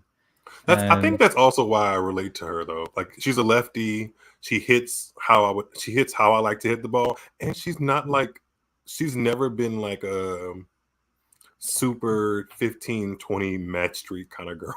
I don't think I would be like that either. No. Like we have to go out here again, please. Please. Like I love tennis, but I have to get on a plane again. My goodness. I mean, you could just structure your you could just structure your tour so that you didn't have to necessarily get on a plane loads. Yeah, I guess you could literally just stay in Europe and train everywhere, because that would literally give you a good chunk of the season. So I don't know.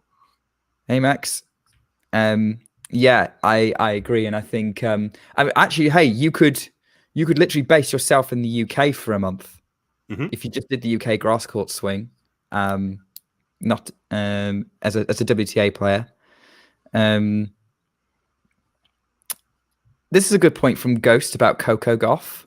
The Gauff drop shot might be something she'd find useful. Yeah, I think she just needs to soften up.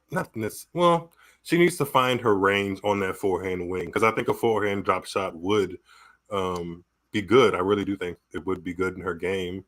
I don't see why it wouldn't be a positive layer to what she can bring to the court. She just needs to shore up that entire wing, honestly, and make it more formidable. At least be able to stand up to the pressure it gets to the top players above her. Yeah. Kvitova's at 40 love, now 40-15. She puts a backhand into the net.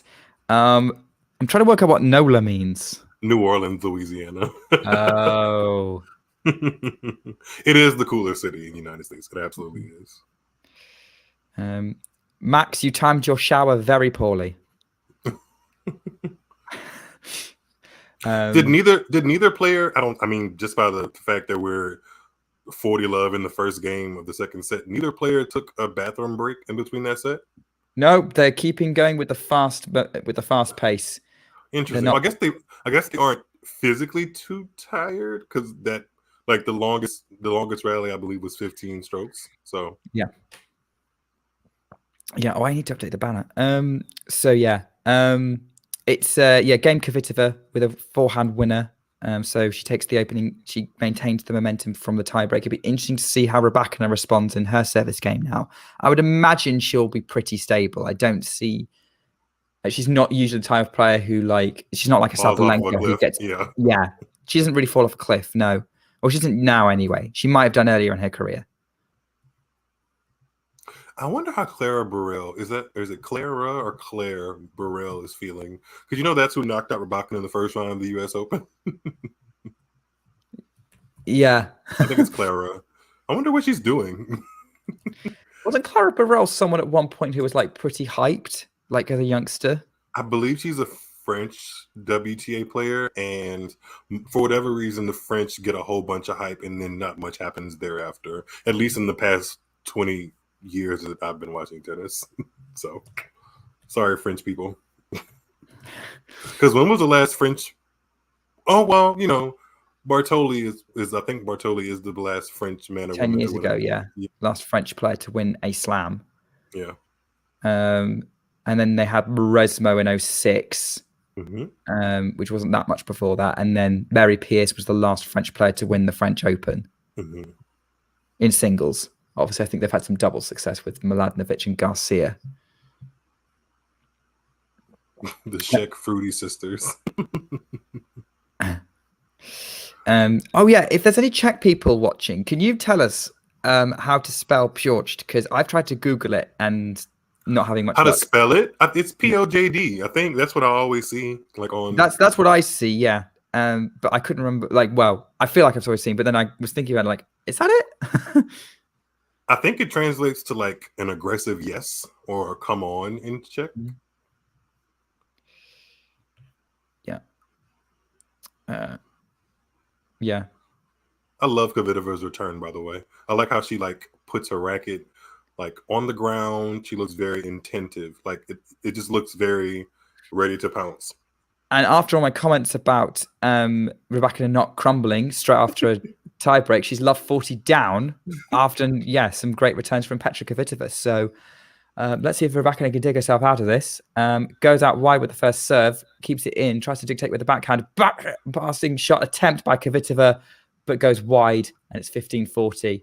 She was like about to celebrate, and then it became frustration because she just missed that passing shot.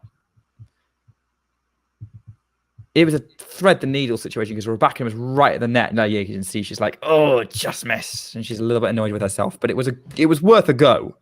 It was worth a go. Like, she had to take the risk. Rybakina kind of forced her hand. Rybakina then goes up the middle with a first serve that misses. Yeah, that's right. I thought there was a T in there somewhere, but maybe not. Actually, if you go to Kvitova's Instagram, she has it spelled. There's no T in it. It's P-O-J-D. And I'm going to take her word for it. Yeah, take Kvitova's word for it. I think she's the expert. 30-40, by the way. So Rybakina saved another break point. Almost scored a set point there. We're not quite there yet. It's not. I feel like it's a rescuable situation if Rybakina did go down a break. Kvitova. Oh, what a return! What a return by Petra Kvitova on the backhand. And it is game and a break for Petra Kvitova.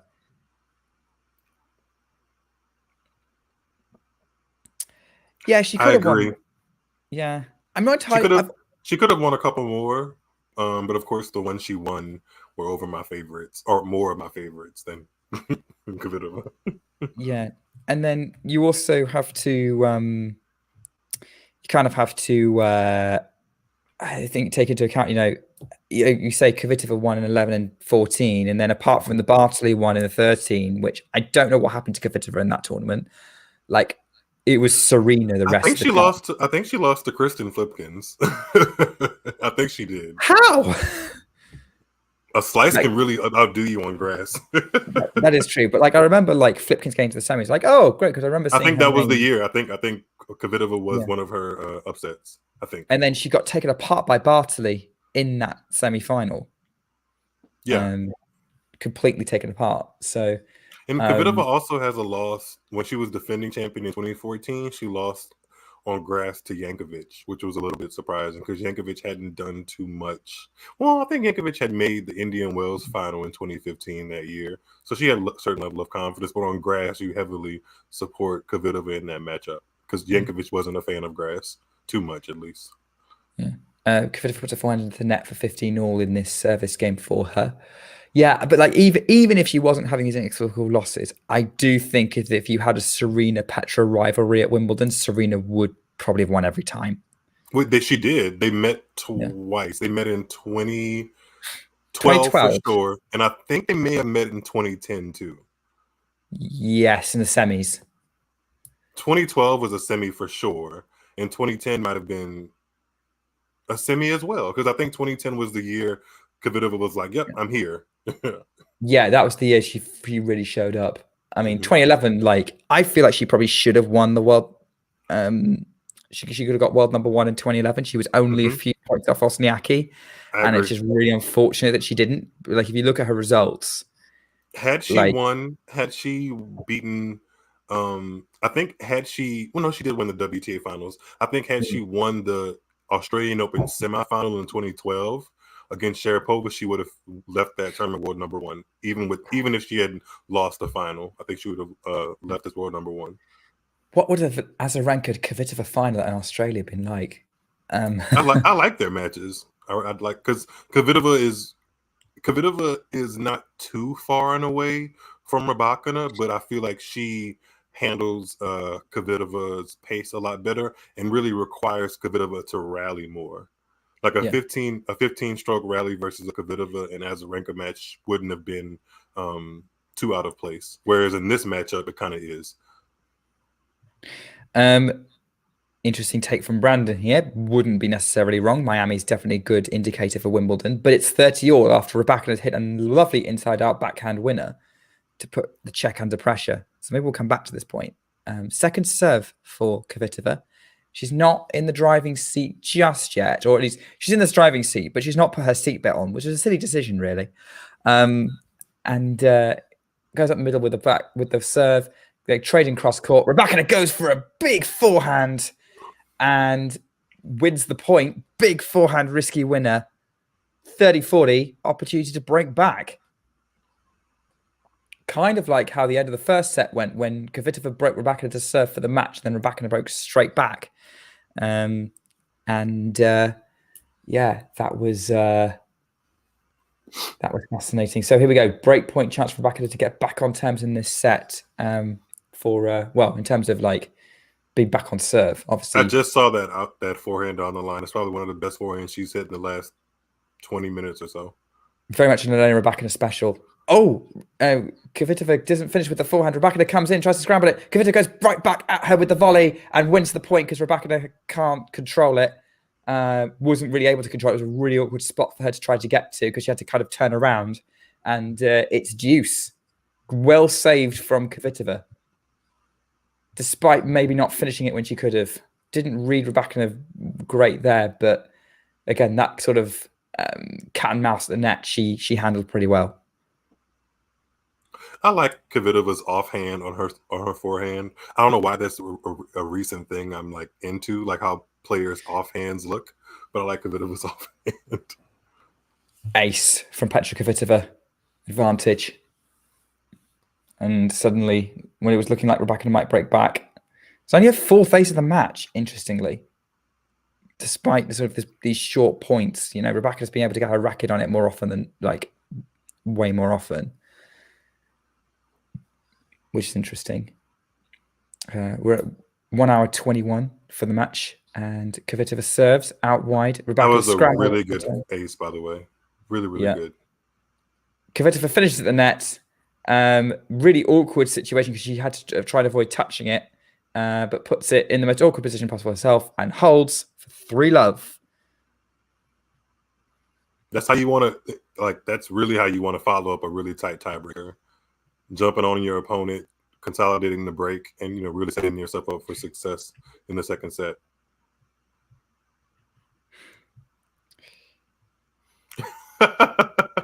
You see John's comment? I've just bring it up now. Sure, he's got a shot. Maybe he's got a shot when Novak retires because no one else on the men's side knows how to play on grass. By the way, when is that happening? Do we know? Do we know when that's happening? What's happening?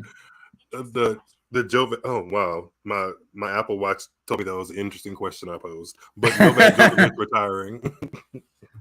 Probably when he's 41 or. I think 42. It's happening. I think that Paris Olympics in 2024 is going to be a big indicator of what happens. Yeah, I'd say so.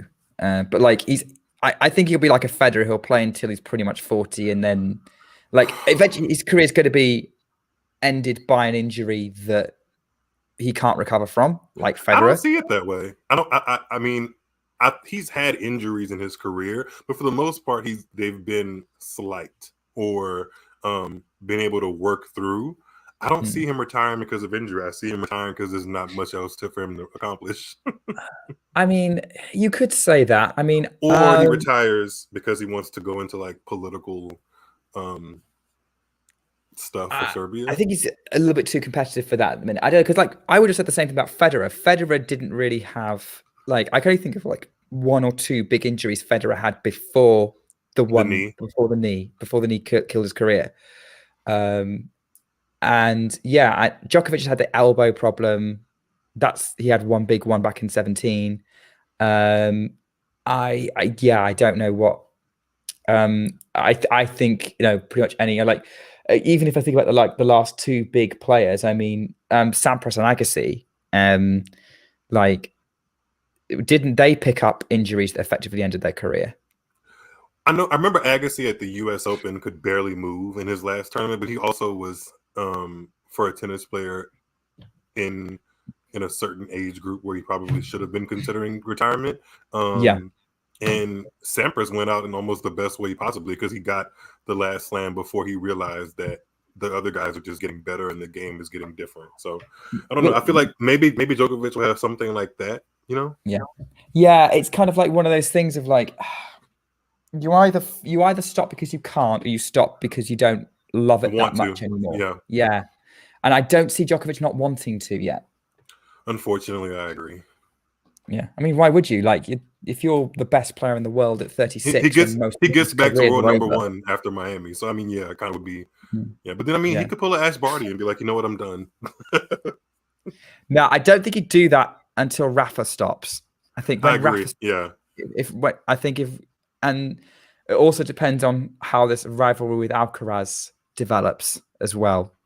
Because if Alcaraz motivates him or starts either Alcaraz will either motivate him or start regularly beating him. Yep. And I think if Alcaraz was regularly beating him, he might start reconsidering. But if he's still hanging with Alcaraz, come on, Carlos, give us a whole new era of tennis, please. I'm begging you.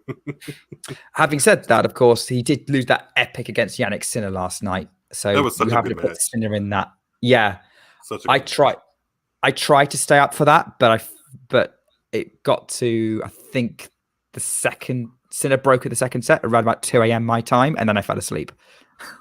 We're going to have the opposite problem in a couple of weeks because I'm going to have the issue of when I can actually get up to watch these matches because Madrid, Rome, Birmingham, Roland Garros, Wimbledon. Yeah. I think first ball in my time zone is usually at 7 or 8 sometimes. Hey, Peaches. Right. We've been chatting and missing the drama. Is there drama going on? Oh, yeah, 30 all. It's 30-40 for me. It's break point for double break Petra Kvitova. Rybakina put a forehand long. Good serve from Rybakina at 30-40 to then try and wind up for her own forehand cross court, but Kvitova still gets to it, goes back up the line. They're kind of trading up one side of the court at the minute. Rybakina changes direction. They're going cross court again. Kvitova tries to accelerate on the backhand, puts it in the net. That was an interesting opportunity because Rybakina was dictating a little bit and then it neutralized and the rally kind of reset and then Kvitova tried to take control and put it in the net. Kvitova does look very dialed in though. I keep going back to how she looks when she's about to return serve, and I've always just been interested in players, their demeanor when nothing's happening, and she looks very tuned in. Yeah, agreed. Much like Miles is almost as tuned into tennis as Miles is. Good one, very good one. Hey, look, I'll happily. We'll bring you on the marketing team. Hey, I've not even been on the pod yet. Your invitation is out there. Trust me, it's coming. I mean, yeah, definitely need to have you back on the popcorn one as well. Of course. Although I think our next one's going to be with Jack Edward first. And on also the line? Yep. Okay. On the line. And also regular contributor to Talking Tennis, part of the team. By the way, Rybakina held, so it's now 3-1. Also, I don't know if you've seen it's being discussed, but we are now going to be starting weekly wrap-up shows over the clay and grass season. One for the ATP, one for WTA, and I will be presenting the WTA show. So if we can get you, Miles, you're on the top of my list to have on at some point for that, because I can't think of anyone I'd rather talk WTA with. You're going to force me to actually pay attention. Well, I pay attention regularly. Let me not say that. But you're going to force me to actually open up my heart to clay court tennis. Everybody knows it's my least favorite time of the year.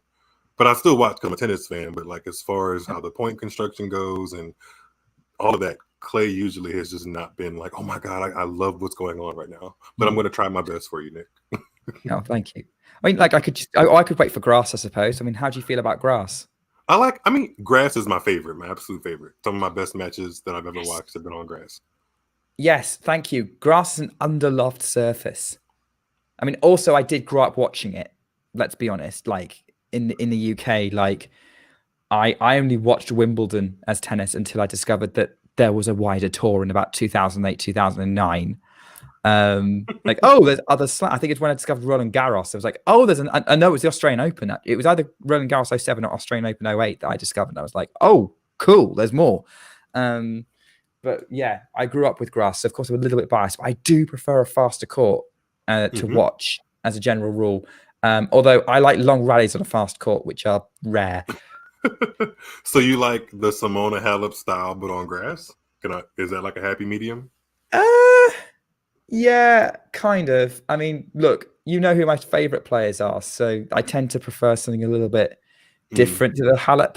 I don't mind Halep, but so we got to take on grass. Swiatek on grass, but Swiatek can't make her game work on grass. I think she will in time. She'll work it out, yeah. But like, I'm also a Federer fan by background on the men's side. I think I like them both for similar reasons. More the how on earth did you just do that type of tennis, which I don't really see from a lot of else. Leila Fernandez also ticks that for me as well. Oh wow, Rybakina just let Kvitova off because that was not a good approach shot from Kvitova. And Kvitova has just sealed the game to love with unreturnable serve. Ty saying Petra's tired because she's not screaming. She was screaming quite a lot during the tie break. You have to know Ty. I don't know if you've ever heard Ty talk in our spaces, but hearing that in his voice is very funny. Do you know what? I think I have heard Ty talk in one of the spaces, so I was kind of imagining it. I do find it quite amusing that I seem to be the random British white guy who appears in your spaces. Maybe the white part, but not British part at all. No. Yeah, I'm talking a very specific demographic. Very specific. I'm trying to be as specific as possible here. White British men are welcome in Twitter spaces that I host anytime. as long as you aren't like a completely deranged Novak Djokovic fan or deranged anybody fan for that matter. Just enjoy tennis. I mean, I think there are some people in your space who think I'm a deranged Iga Swiatek fan. You never come across like that to me. You just come across like a very normal, I like this player kind of fan, not deranged. Yeah. I get annoyed sometimes with some things people say about it. But yes, because recently, I mean, I don't know where. Well, I guess I kind of know where it's coming from because a lot of people are looking for this big, huge, marketable savior for tennis, and unfortunately, Swiatek doesn't come across as an easy sell for that. So a lot of people have been really jumping on the fact that she's lost her last two matches to players that are in the top 10. And they're making it seem like she's somehow fallen off a cliff when she lost in the finals of Dubai, in the semifinals of Indian Wells. Like, if you're going to take a loss as a world number one player, I'd rather be at those rounds to those players than, her taking a loss to Monica Niculescu. Then we might be worried. Yeah. Exactly. Swiatek has not had a bad loss since she became World Number One. I think the last bad one, and even this is debatable. I think Cornet at Wimbledon, that was like the one on paper where it was like, oh, Cornet probably shouldn't be beating you, you know? Well, yeah, but then you look at Cornet's history, right? And she has a history of doing that, so that's why it's debatable. Yeah, so I wouldn't count that. And she's a former 1,000 finalist. Mm-hmm. She's also on a 6-match losing streak and didn't compete in Miami. Sorry to bring it down. Cornet? Yes, she is. Look, Cornet's always been a bit of a streaky player. Mm-hmm. Let's be honest. She was thinking about retiring recently, and then she had a decent year last year that made her rethink. But I think she is talking like she's going to retire again. A 6-match losing streak will do it to you. Yeah. 30 love Elena Rybakina at 1-4 in the second set, puts the first serve into the net. Rybakina, I think, is speaking of like heavy momentum against you. This is kind of what's happening right now. Kvitova puts the return at the top of the net, so it's 40-love to Rybakina, who's keeping herself kind of within touching distance in this match, kind of keeping as much pressure on Kvitova as she possibly can. Yeah, it's an interesting situation. I think when you put people like Elena Rybakina losing in straight sets to Petra Kvitova, might have. I hadn't really thought about how I thought the score was going to go, but thinking about it, I'm a little surprised this is how it's gone. A little, yeah, because I feel like when I saw the final portray itself as what it's actually going to be, Kvitova versus Rybakina, to me, that's a win-win. Because I don't mind if either of them win. So usually those matches, I don't even think about the score, which is the case in this one. So yeah. Backhand into the net, right in the middle of the net from Kvitova. And so when I say middle of the net, I don't mean like middle. I mean like middle in terms of height, but it's like so far out wide. Even if it was going over, it was going in the tram line. So at least you don't hit it in the bottom of the net. And I hate to drag Coco into this, but there's a couple of forehands that are sticking out in my mind with her hitting literally the bottom of the net with the forehand. Sorry, Coco. Love you if it ever goes back to her. Yeah. Do we think Elena's running on low energy at the minute? If she is, I completely understand why. Like she's won 13 matches in a row. People don't think about it, but going from California time zone to Miami time zone in a couple of days is draining in and of itself. She's faced off match points to Badosa, the rain delays and stuff in the semifinal match. So yeah, there's a lot of things that could be on the table for her not being clicking on all cylinders. But all things considered, she's down a set in a break in a very competitive set, and only one break separates them in the second set. So it could be way worse. Yeah, no, I agree. She's definitely keeping it competitive. It was just that sort of that opening service game for her that I think that was Kvitova keeping on pushing as much as anything else. Kvitova's at 15 love on her serve, misses the first serve on this point. Gets ready to bounce the ball. She's trying to sort of put herself in a good position to clinch the set, put herself a game away. But that's a let on the second serve. She's a little bit tight there. Interesting. Wouldn't surprise me if Petra got tight. She has been known to happen to her. Mm-hmm. So let's see how that one plays out. Goes kind of body serve on the second serve, then tries to change direction on the forehand. Rybakina can't get to it. It was lots of spin on it to drag it down. It's 30 love. You mentioned that you don't think the tournament looks great on television. I actually really like the way the court colors, which are a huge part of a tennis tournament, looking good on television. I think the stadium court, just from a color perspective, looks really good. Like I'm like just looking at it on my television. I want to keep watching it just because it looks so beautiful.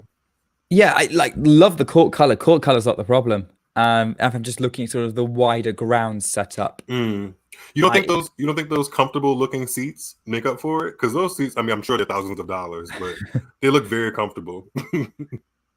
Look, if there's something up there that's like out of my reach price wise, I'm not going to even. That marks it down in my opinion. Like, why would you tease something that I have no hope of going to? I guess it makes you work hard in your 9 to 5. I guess I don't know. Like, let me put that on my vision board. Also, I've probably seen way too many Florida man memes to maybe want to visit Miami.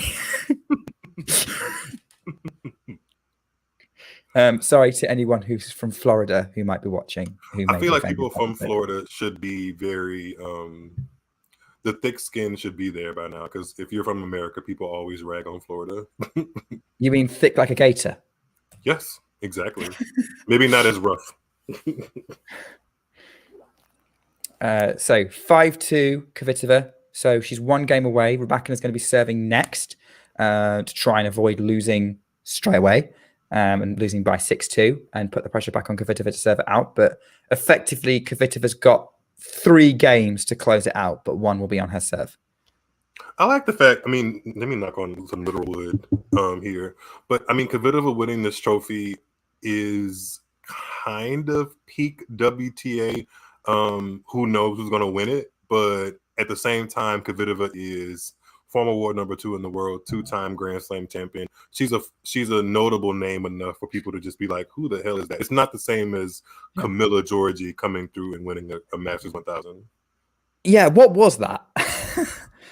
That's, you know what that was? That's actually more of a reflection of Pliskova than it is Giorgi, because Pliskova was who she beat in the final, and it's like Pliskova, like I'm not saying Giorgi's a scrub. Everybody knows Giorgi can hang with the best of them, but she's not used to competing in that level with that air, and she won in straight sets over Pliskova. So that I walked away being more disappointed with Pliskova than happy for Giorgi. So.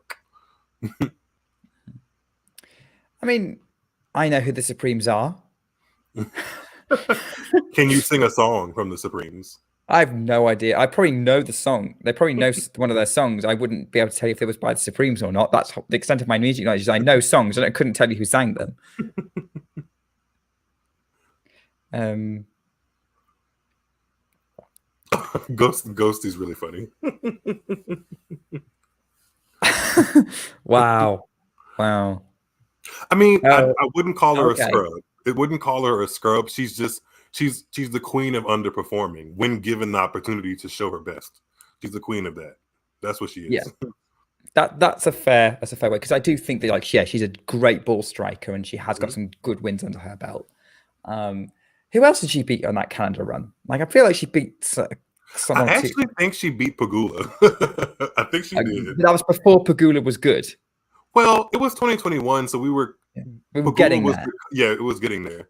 I think Pegula has reached the quarterfinals or better of like every Masters 1000 she's played, going back to maybe sometime in 2021. Actually, wow, it's consistent. It's very consistent. She's very consistent. I mean, like, for me, Pegula and Kujikova are very similar in my head, in that like they set a very high standard, and you have to be on an amazing run or a really good day to beat them as a general rule. Yeah, I agree. I think Krejcikova just has. I mean, I wouldn't say she has more to prove.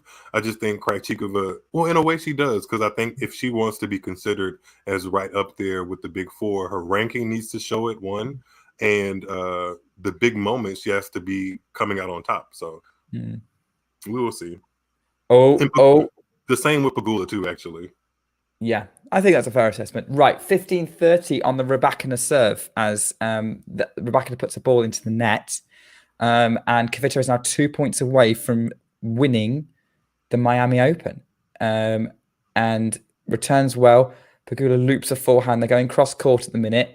Slice from Kvitova, backhand cross court Rybakina, forehand kind of a middle from Kvitova, who's now kind of defending, backhand changing direction from Rybakina. Then Rybakina tries to change direction again, goes way wide, and it's 15-40. We have championship points for Petra Kvitova, who has not won a title at this level since Madrid in 2018. Has won a few 500s. She's got to a Grand Slam semi-final. She's been to a 1,000 final. She got to a 1,000 final last year against Garcia. But here we are. She could be about to win this. She's 1 point away. Rybakina serves, tries to go to the middle, misses. Go ahead. Sorry, I was going to mention somebody else.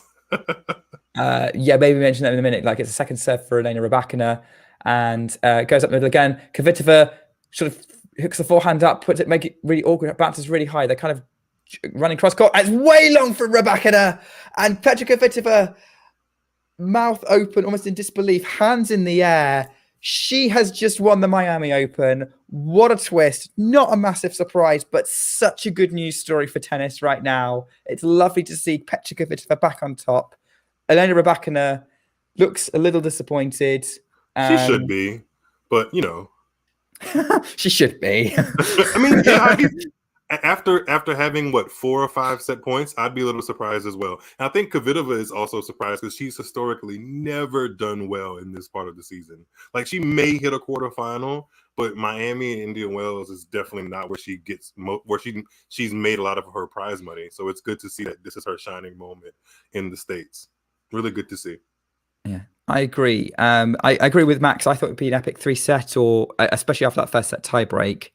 But I think maybe Rybakina ran out of gas, and she was in danger of running out of gas at points during sort of her last few rounds. I did think she was a little lackluster, even though she beat Mertens in straight sets.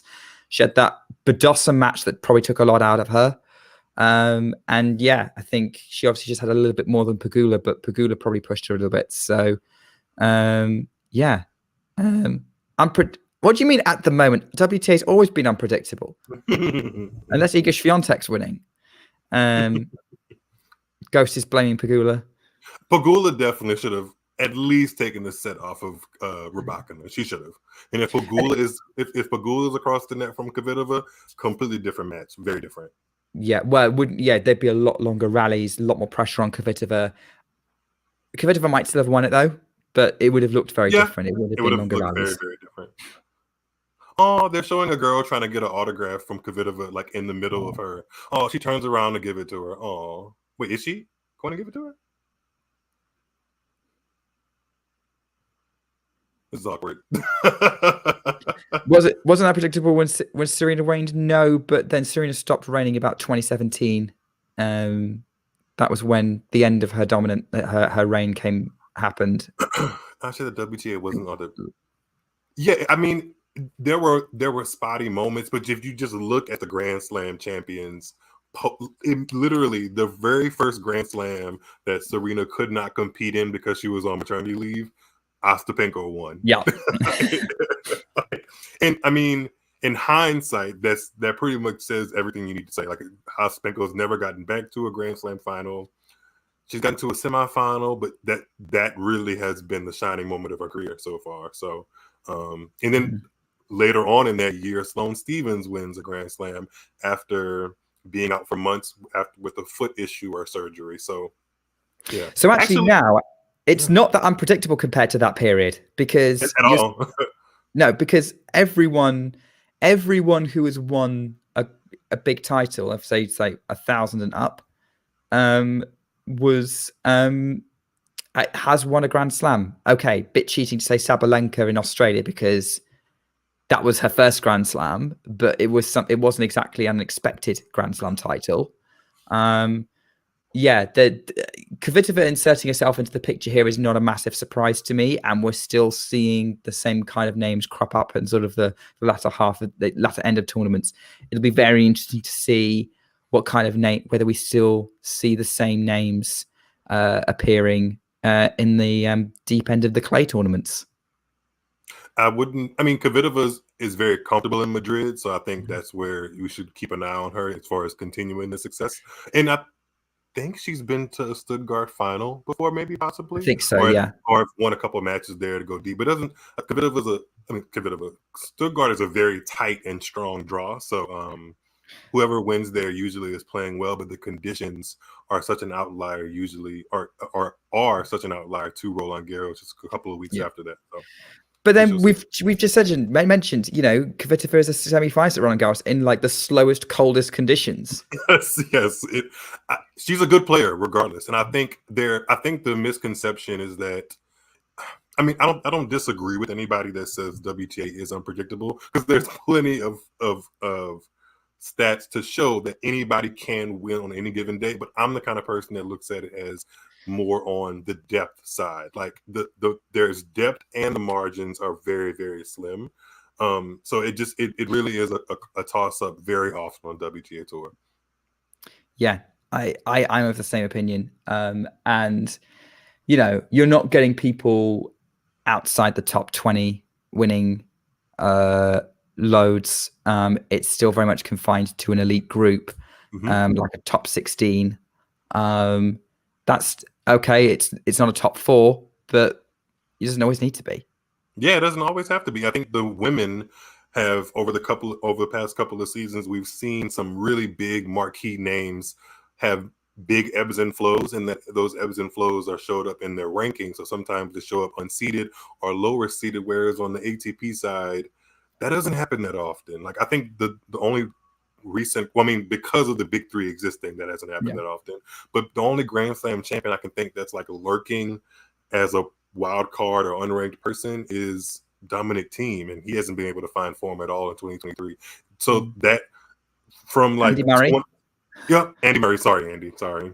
But again, I don't see Andy Murray as this this era Grand Slam champion. I think he can make a good quarterfinal run if the draw is kind to him. But I think it's really concerning. Maybe I shouldn't use the word concerning, but he hasn't gotten up to being seeded since his comeback. He's had good moments in this comeback since hip surgery, but he hasn't even been seeded at the Grand Slam yet. So that's like, oh, that's rough. But I see, I do see what you mean by we've got these unseeded wild cards that are out there in the WTA, like, well, Andreescu if she isn't injured, Osaka when she's back, Kenin on the comeback trail, Raducanu, let's see what she does. I'd even maybe be tempted to include Fernandez as a Grand Slam finalist and who had a very good run to that final.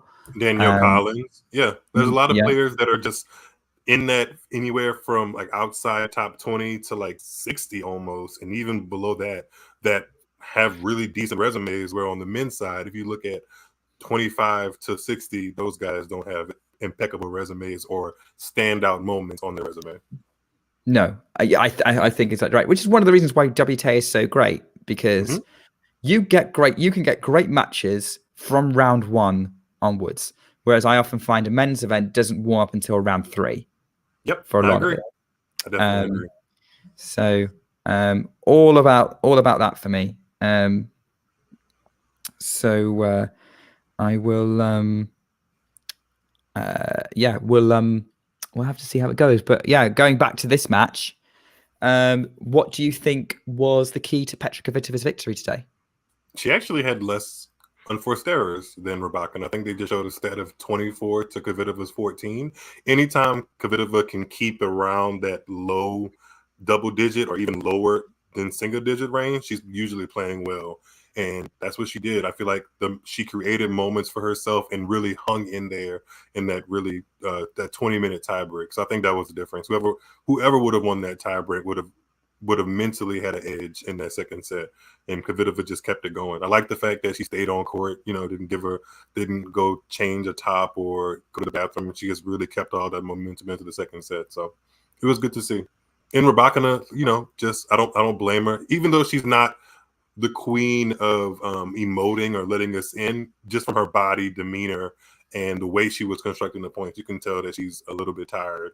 And who can blame her? Yeah. And look, everyone runs out of gas. We've seen even the greats run out of gas. We've seen instances where Serena Williams ran out of gas at points. Didn't happen a lot, but I can't think of anything specific off the top of my head now. I've said it, but the 2015 Vinci final, I don't think she had fought so hard in like the 3 prior Grand Slams. Like, she didn't win any of them without dropping a set. So I think that final hurdle mixed with how tricky Vinci can be and the pressure, ran out of gas. Yeah, I think that's okay. That's fair enough. Okay, so I think that there you go. So it happens. No slight to the athlete. She needs to go. She needs to recover. She's got a couple of decent opportunities coming up at Stuttgart and Madrid, where conditions will probably still suit her despite them being on clay. Same for Kvitova. I mean, Stuttgart's a packed draw anyway. I think it's Madrid, 17 out of the top 20 are projected to go to Stuttgart. I'm going to be watching Stuttgart more than Barcelona in the ATP. Definitely. Oh yeah, absolutely.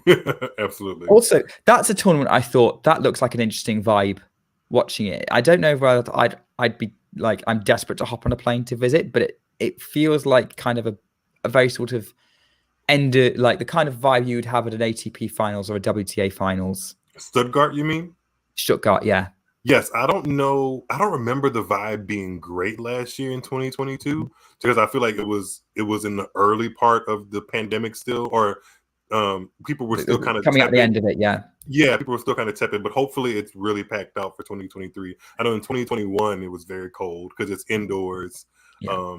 It has a very industrial feel, but they do pretty good with like the digital content, the players being put up on big screens, and of course, anytime you have a $100,000, $200,000 Porsche in the background, that adds some intrigue. And that's probably where I'm kind of getting the vibe of I'm thinking particularly ATP finals, how it was in London, how it is in Turin at the minute. It's very similar sort of setup with all the graphics, all the lights and the music. And yeah, Stuttgart will be fun. Rachel's asking about Charleston, which is an odd event, but it is next week. It's odd, but it's cozy. From everybody I've talked to that's gone to it, I have two friends of mine going to it next week, and they say it's super cozy, and it really does draw in some more top 20 talent. Like Belinda Bencic is a Defending reigning champion, isn't she? defending champion. She's going to be in competition. Ons Jabeur is going to be in competition. I think Pegula has been bumped up to #1 seed because Sabalenka just withdrew. But I think Pegula should probably do the same thing. I feel like she could use some body preservation as well. Who else is in that draw? Madison Keys, Sloane Stephens is in the draw, and then also Svitolina's making her WTA tour come back post baby. That's going to be interesting. I'm not expecting a lot from her, to be honest. I'm not expecting a lot. I don't think she's going to win a match, but it'll be nice to see her back on court. Someone did make a very good statement that she's one of the players that prioritizes defense, and that isn't, especially when you have Swiatek, Rybakina, and Sabalenka as all reigning slam champions. It'll be a different kind of vibe if she would ever, kind of get close to that echelon. But part of me feels like the game has moved on past her style of play. But I'm open to being wrong, I guess. Mm-hmm. I mean, like, it'll still be useful for her on clay. Yeah. But yeah, I mean, Charleston. I think it's gonna be interesting. Like, we definitely, Charleston's a nice sort of warm up. And it's not necessarily irrelevant to the French Open. I mean, like, Ostapenko got to the Charleston final the year she won the French Open. Mm-hmm. In fact, actually, I was looking at my WTA history. Apparently, Charleston used to be what we would now call 1,000 at one point in its existence. Something like that, yeah. Yeah, back in the 2000s. Mm-hmm. But it has a really strong, like, most of the players that have won in Charleston have gone on to be Grand Slam finalists or champions. Like, they have a very strong correlation between champion there and champion somewhere even bigger. So that's what makes that tournament a big one. That because it's kind of a fast clay court? So it's kind of a balance? Yeah. I think it actually gives you, people don't really like it because it's green clay and they think, oh my God, that's not really a great warm-up for Roland Garros. But if you're coming off of Indian Wells is slower these days, but a quick-ish Miami court to a little bit slower, but not as slow as red clay, it kind of gives you a incremental preparation for Roland Garros. You don't go straight from quick to dreadfully slow Rome or Paris clay, So it gives you some time to like get used to sliding, but not really playing 25 ball rallies on a consistent basis, Kvitova now holds up the trophy as ticker tape explodes around her. She looks very, very happy to be there. She's glowing. That's good to see. Yeah, it's just such good news, and we'll see whether this is going to be the start of a big push and like some other results this year, or whether this will, as seems to be the stereotype with Kvitova's career at the moment, her one good tournament of the year. The moment of the year for her. Yeah. But hey, what a moment. Can't begrudge her it. And she's back in the top 10, which is, her fans will be very pleased to see her back in there. And hey, the top 10 could use some more Grand Slam presence. And some more lefties. Yeah. Yeah. Is she the top ranked lefty? Pretty sure. Because, and everyone else in the top 10 is a righty. Mm-hmm. Yeah, we need more lefties up there. Yep. More lefties. Come on, Layla, get your act together. She's in the doubles final, which is tomorrow. Yes, I am. Townsend. Do you know what? I don't usually pay much close attention to doubles. Like, I watch it. And don't tell that to Riley Opoka. Don't let Riley Opoka. I do enjoy it when I watch it. But I am actually thinking that women's doubles final tomorrow looks awesome. Taylor Townsend and Fernandez against Pegula and Goff. Yes, please. Yep. Mm-hmm. Lefty, righty, American, and American, and American Canadian. Yeah. Well, I don't think Layla was born in America. North America. There we go. Everybody, It's a North American party in Miami. There we go. Yeah. I think we'll take that. I will. Before the European party that takes place in the men's final, which I am hopeful that will be good. I'm pulling Sinner for center. versus Medvedev. I'm pulling Same. for center. And this is someone who as someone who likes Daniel Medvedev as a person and as a personality on court. Same. I wouldn't, and I predicted him to win the title in Miami, although I thought he'd be beating Alcaraz in the final. I didn't think that. I do want Jannik Sinner to have that big title on his CV because that's missing for him at the minute. Imagine if things like the conversation around him would be so different if he wins that Miami title in 2021 and Hubie Hurkacz doesn't. Yes, so different. The conversation would be very different around him. Agreed. Yeah, yes. I think he's missing. I think early on in his career, a good title at this level, a big trophy on American soil, does him wonders in his career. Medvedev, I mean, he's won the biggest American soil tournament, so people know him. But Jannik Sinner, I mean, I don't think it'll be like a coming out party for Jannik Sinner, but it'll be like, hey, I'm here. I think a lot of American fans will have picked up on him after that Alcaraz match last year. Yes. Yeah. And I think this is like this year. I think this is solidifying that moment. Like, this is not some flash in the pan. He's been to the quarterfinals or better at every Grand Slam at such a young age, and on the way to a Miami title, you beat Alcaraz, especially coming back from a set down. So yeah, I think hopefully everything is aligning for him to have that moment. I'd love to see that. So yeah, we're on for a good day of tennis tomorrow. We've had a great day of tennis today, seeing what was a good contest between Petra Kvitova and Elena Rybakina. I think the highlight definitely was that tie break because they both played so well during it. Yeah, there was, but yeah, Petra Kvitova very much a deserved winner. On this, so keep an eye out on this channel, like and subscribe if you're new. And we are going to probably wrap it up here. Massively enjoyed it. We're going to have coverage of the Miami final tomorrow. Stay tuned to find out who's commentating on that. Also, stay tuned for details on John's interview with Tony Nadal. I'm really excited to see what happens, especially since, Rafa Nadal is John's favorite player. So the fact that he got to interview Tony and got to visit the Rafa Nadal Academy is brilliant. So I'm really excited to see what happens with that. And yeah, join in with us. So join us tomorrow for the men's final, and you'll probably see me sort of from next week to talk about the WTA events in Charleston and Bogota, which I don't know if I have much to say on Bogota, but hey, we'll give it a go. Miles, anything for us to look forward to from anything your side? Are you planning for the next episode of Tuned Into Tennis? I am. I have somebody that actually has been able to work with the players over in Miami this week. I'm going to get a conversation going with them to see how it feels to kind of have access to the players, what the actual players' facilities look like, and just an overall chit chat about what Miami meant, where we are going forward. And then after that, I have some insiders coming from Charleston that are fans of tennis and going there for the first time, or I think the third or fourth time coming onto the channel. So we're definitely moving in a good direction. Make sure to follow me on social networks at Tuned Into Tennis, and then also download and stream the podcast Tuned Into Tennis with me, Miles David, wherever you get your podcasts. It's always fun talking tennis. So thanks, John, and then also thanks, Nick. I appreciate it. Yeah. And that sounds great, Joe. I'm definitely listening to that episode because I always love hearing about the behind the scenes of how everything works. So yeah. Ooh, do me a favor, Nick. If you have any questions of what you think I should ask the person that worked at the Miami Open, let me know, because we're gonna be talking tomorrow. Yeah. Okay. If I think of something between now and tomorrow, I will let you know. I mean, I'm probably going to bed in a bit, but it's 10 o'clock.